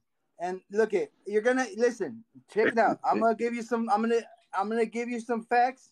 I sent you all kinds of facts, and you just totally disregarded them all. No, I did not. I saw them. I get a lot of stuff. I get a lot of stuff, but I didn't just disregard it. I still have it in my inbox. I did see it. Go ahead. All right. So I keep trying to explain to you. It happened in 1871. The original portion of it that screwed us up majorly was in 1863, and it was Abraham Lincoln. Now, please open your ears and see with your eyes right now when I'm telling you this, okay? I'm Because listening. right now, I'm listening. we're in a volatile time. You want to know why you're seeing Biden being picked up in an Uber at the airport when he comes back from Ukraine? You didn't see that? He's walking the blind guy to the car. Biden being picked up in a what? In an Uber. Oh, you said Biden got picked up in an Uber? Yes. Watch the freaking thing. He's at the airport coming out of the car. There's a reason. Just a regular Uber driver. When Trump went into office, do you remember he signed something that night, the first night in? It was delayed that night. He was supposed to do it earlier in the day, but he had gotten a surprise visit that morning from somebody he wasn't aware of. Oh, you talking? Okay, all right, okay, I get it now. He wasn't Okay, aware all the right. person was going to be in the Oval Office that morning, but it was Warren Buffett. Okay. An owner, all one right. of the owners. Okay, so 1870 where it all started. You don't know your history, you got to know it. In 1871, we went bankrupt. Okay, that's when. Okay. Since then, the entire Democratic Party. If you remember, before Lincoln, there was a different party. It wasn't called the Democratic Party. Okay, the entire time the Democratic Party has all been in support of the elitists, the global elitists that are doing all these freaking shootings and doing all these, COVID. And go online and check who has the patent on COVID. Be my guest. You know who has the patent on COVID? The United States of America. You know who's one of the investors that is also one of the supporters? The Bill and Linda Foundation. It's ridiculous. The Gates Foundation. It's all tied up, man. The entire Democratic Party is built and established for the Rothschild. They started it off during the days of civil rights. They created civil disruptions and then put forth rights for people to feel like they were on their side. And then they built the Democratic Party based on those ideologies. Excuse me. It's all true. A patent on COVID. Check it. Google it. Be my guest. Where would you file a patent for a communicable disease? You gotta beat me, right? But they did. And Is there any other disease out there that somebody I've never heard of patenting a medical ailment. Yes, and that's how they profit off of them. Do you think the Cancer Society is going to have any money if cancer doesn't exist? Okay. No. And let me ask you this. How long have they studied cancer? 100 years maybe? How about AIDS? How many years have they studied AIDS? 50? Well, you got to keep in mind. Wait. Hold on. That's a virus. Hang on. Hold on. When you ask how long have they studied cancer, there are cancers that cancer is not cancer. If you got pancreatic cancer versus brain cancer, it's a totally different ailment. That doesn't matter to me. My point is still going to be made. How is it that neither of those, one's a virus, AIDS is a virus, HIV virus, right? How is it that virus has been studied for that long, and they can't come up with the injection for that to immune you from that? Why can't they have a vaccine for that? After all these years, but yet here comes this crazy COVID that nobody knows anything about, and all of a sudden, 10 days, there's a vaccine? Come on. You really that blind? Give me a break. The entire thing done for the global elitists. All of it. They're the owners. They've been owning us forever. Now, here's the problem. When Trump went to office, he signed the second Declaration of Independence. And nobody knows it. But it's true. That paper that he signed, that's basically what it is. Now, when you look at that thing, what that means, okay, if you look at that document, you'll see that's why people are saying that Trump is still the president. Okay? Biden is a de facto governor right now, according to that document. That's why they're pushing as fast as they are. Let me ask because you a they're question. afraid that we're going to see that Biden is nothing more than just I don't even, I think that honestly. Let me ask you a question. Let me ask you this question.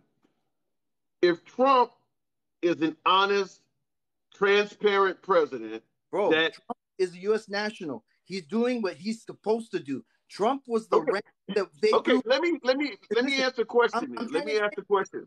Hold on. That got thrown in Hang there. on. I can't listen. Let me respond to you. Okay, if Trump is a national, whatever you call him, you think he was doing what's best for America, right? He's the wrench that we had to throw in his game, in their game. Let me ask you this question. If he signed a second Declaration of Independence, why didn't he tell us? Bro, because it would have made hysteria everywhere. Listen, go into Washington, D.C. and look at all the government buildings. They're fenced up. They're shut down. Let me follow up with that. Okay, let me follow up with that. If you signed a second Declaration of Independence, and according to you, he didn't tell us because it would have created chaos or whatever, you don't get to make that decision as president. The people have a right. Hold on. The people have a right to know. If you're going to do something that significant, you don't get to do that and hide that as a secret because, well, you guys might not be able to take it. You would have to tell the people you did something like that. There's no way you're going to tell me that is in the best interest of the people to throw out the Declaration of Independence, sign another one, and tell nobody. Why didn't he tell people? He did the day he got inaugurated. He told us right before he did it because he signed it later that evening. I need to see where Trump signed the second Declaration of Independence and came out and said, I just signed a new Declaration of Independence. I need to see it. Where did that happen there? I'll write this down. David Straight on Trump's second Declaration of Independence. Google it. No, I want to know, when did Trump come out and tell the American people that? On his inauguration, bro. Look at his inauguration. I have it on my videos. If you don't believe me, look at my videos. It's there. He says today is the day that the global elitists. He didn't say exactly those words, but he said it basically informing them that this is the day that it changes from their control in Washington, D.C. to the control of the people once again.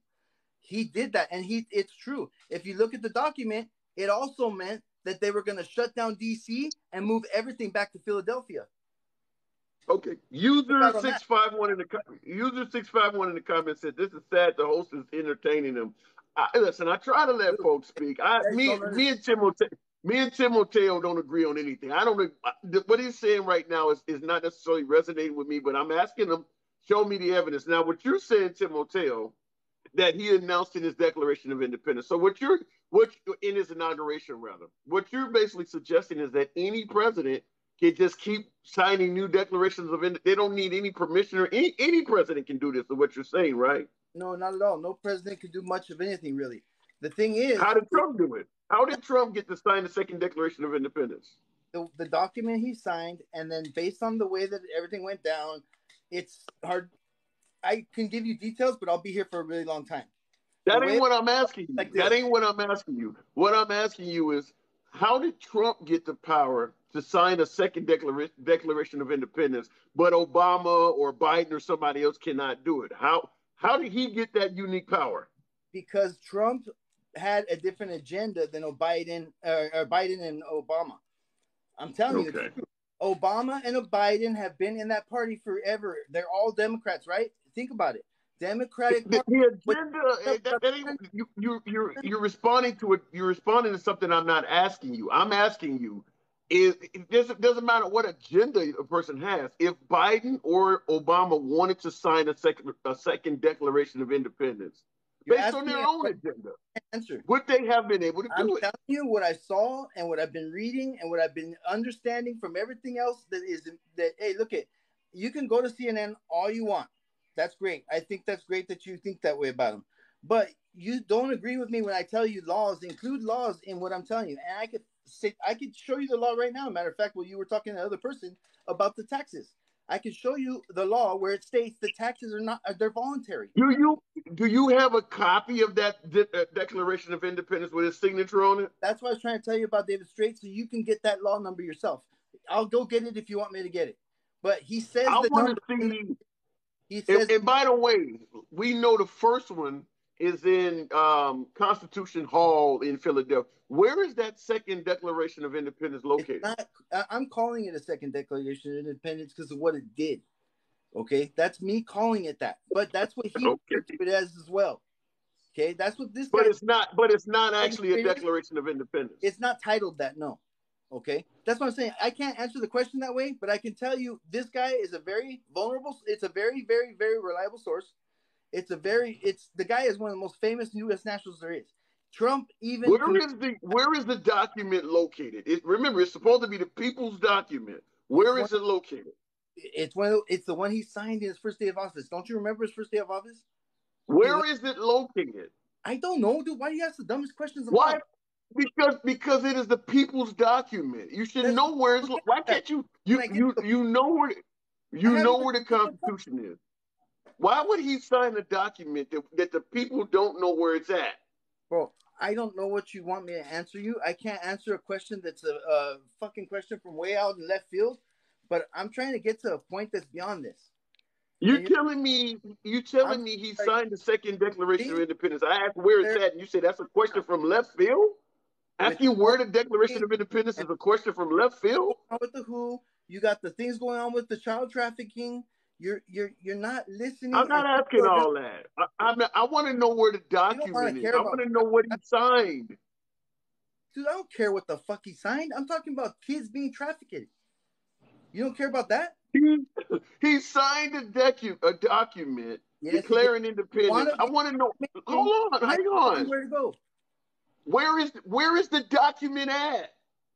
Find that information on Google. No. Let me make it clear to you. I don't want to find something on a website. I want to see the actual document. The website might be altered. I want to see the actual document. Like you can actually go see. You can actually see the Constitution. You can actually see the Declaration of Independence. I want to see what he signed. You're gonna read it?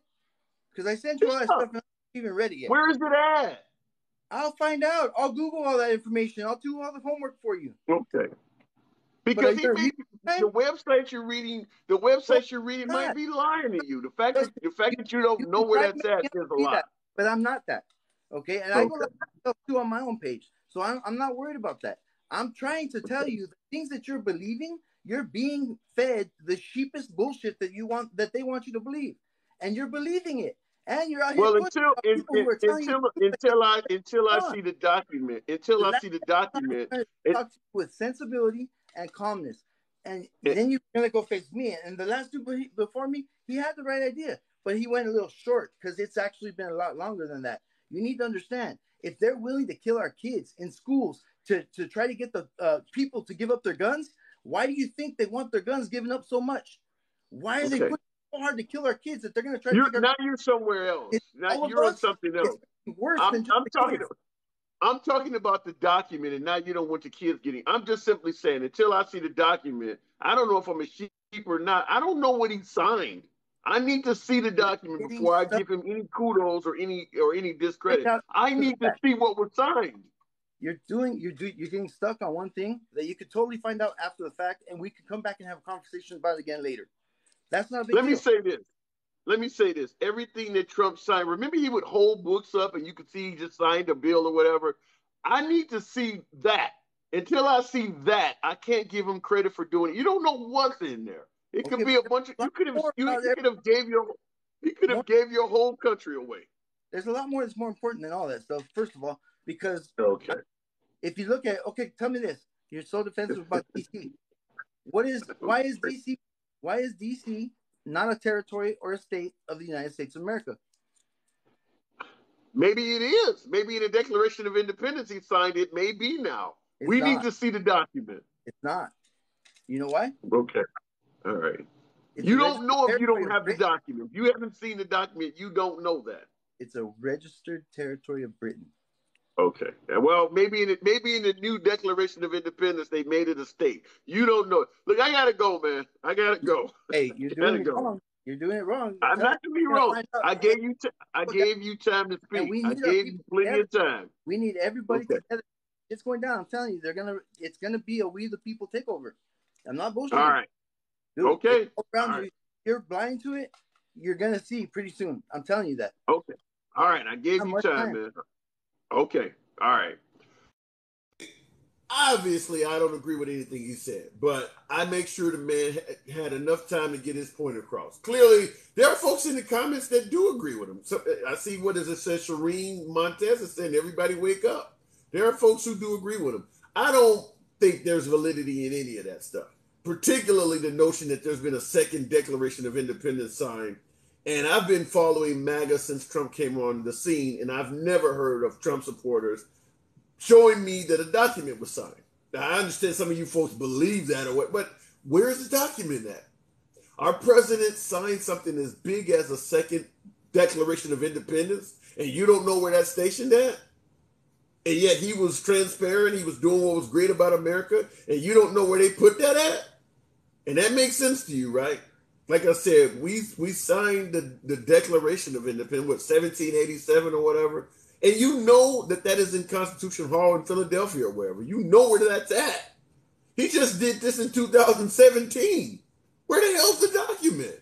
Where is it at? The fact that he doesn't know that would lead me to say that maybe because it didn't happen. Maybe because it wasn't signed. I don't remember Fox News bragging about we got a president that signed a new Declaration of Independence. Well, it was titled something else differently. Then what was it titled? And where is it located? These are very simple questions for something that big. You should be able to answer those questions like that. If it wasn't the Declaration of Independence, what was it called? You should be, boom, this is what it was called. There should be a website devoted to that. That's huge. He couldn't answer some of the most basic questions on that. So it's hard not to look at that as conspiratorial. I mean, there's no other way to look at that. I don't know. Like I said, I let the man on. I let the man make his spiel. But Fuzzer, do you believe what you just heard? Is that you feel the same? So we've talked before. I first jumped on with this Shireen, what she is on board with this, and so I am sitting here. You can see the extra light. Well, maybe you can't.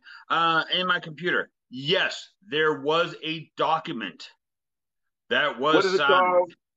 Hold on, a second Declaration of Independence by the 50 United States of America is what it's called. So it does exist. And I asked him the same question I'm going to ask you. Does that mean that any president on his own accord can just sign a Declaration of Independence without the Senate, without Congress? They can just do this. So many people, I'm getting to that, many people are now, I'd have to go back and read this whole thing again, but think the people that signed on to this should be held for treason for even attempting to do this. So no, it does exist. It's total bogus, and literally, and me and you don't see eye to eye on things. We get along, but we don't see eye to eye. That's fine. But this, see, our military came to mind. No, the military did not come to him. No, it was a bunch of radical people. Donald Trump said, that sounds fucking wonderful. And they're possibly going to be held for treason, including Donald Trump, according to the article I'm reading on it. So, yeah, it's just people wanting to buy into the cult part. And by the way, when she suggested that the military came to him, the military doesn't run the country. Right. The military follows. Why would the military go to him? How many folks are in the audience right now suggesting that the military would never turn on its own people? What she's suggesting is exactly that, isn't it? Right. Exactly. That's exactly what's happening. The military is for the Constitution, not the second Constitution, the Constitution of the United States. That's what the military defends. And I'm not even military, and I can attest to that. So you're like, yeah, well, it shows. Neither am I. Okay. Yeah. So And that's basically all I want to say. I wanted to so I just wanted to point out the Shireen, and I went to look because I wanted to hear her. The government is corrupt. Well, okay, sure, there is corrupt government out there. I wanted the Shireen, but she's only got like 300 followers or something like that. So unfortunately, I'm not gonna hate on him because there was a time when I only had 300 followers. That happens, but no. Everyone starts out someplace. No, I'm not hating on that. I'm just saying because she doesn't have 1,000, she can't come in. Okay. Unfortunately, yeah.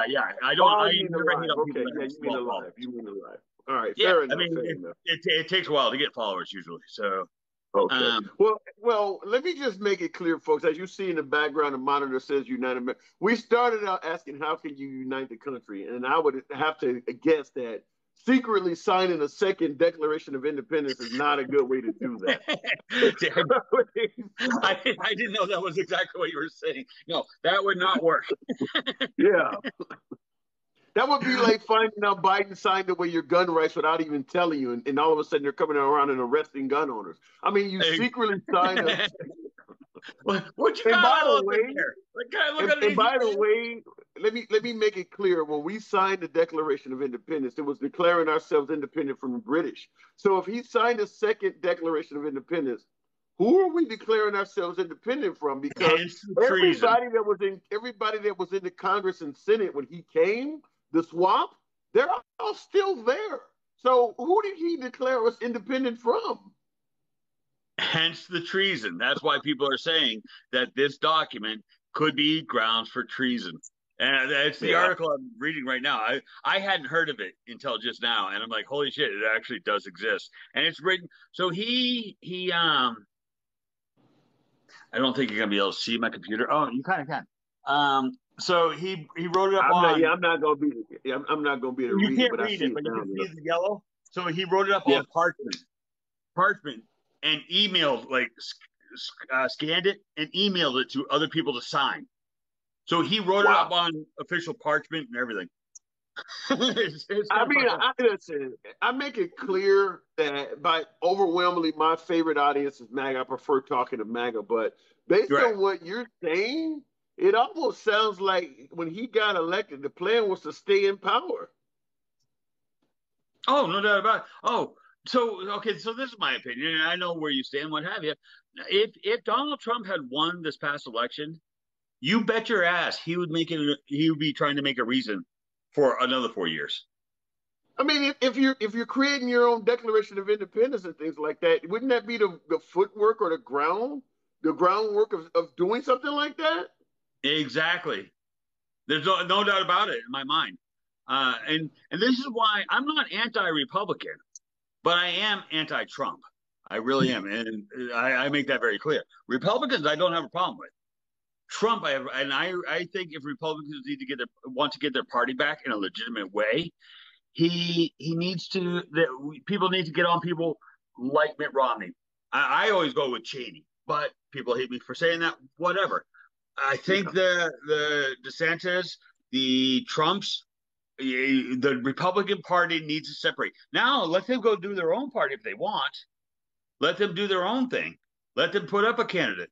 But the Republican Party, as it was, needs to separate away from Trump, in my opinion. Well, I guess the question I would have to ask is, it's one thing if Trump is in there doing a great job and you really like him, and I think economically he did a good job, but a guy who comes up and writes a second Declaration of Independence on day one before he's done anything, and what is the plan of this dude? He has not even served a day in office yet, and he comes in altering the Declaration of Independence, and folks are okay with that? So, and you think that, I mean, I mean, if he came in there with day one, he's been working on this for a while. I mean, he had to have been working on it for it to be there. I mean, like I said, it's on parchment paper. It was emailed out.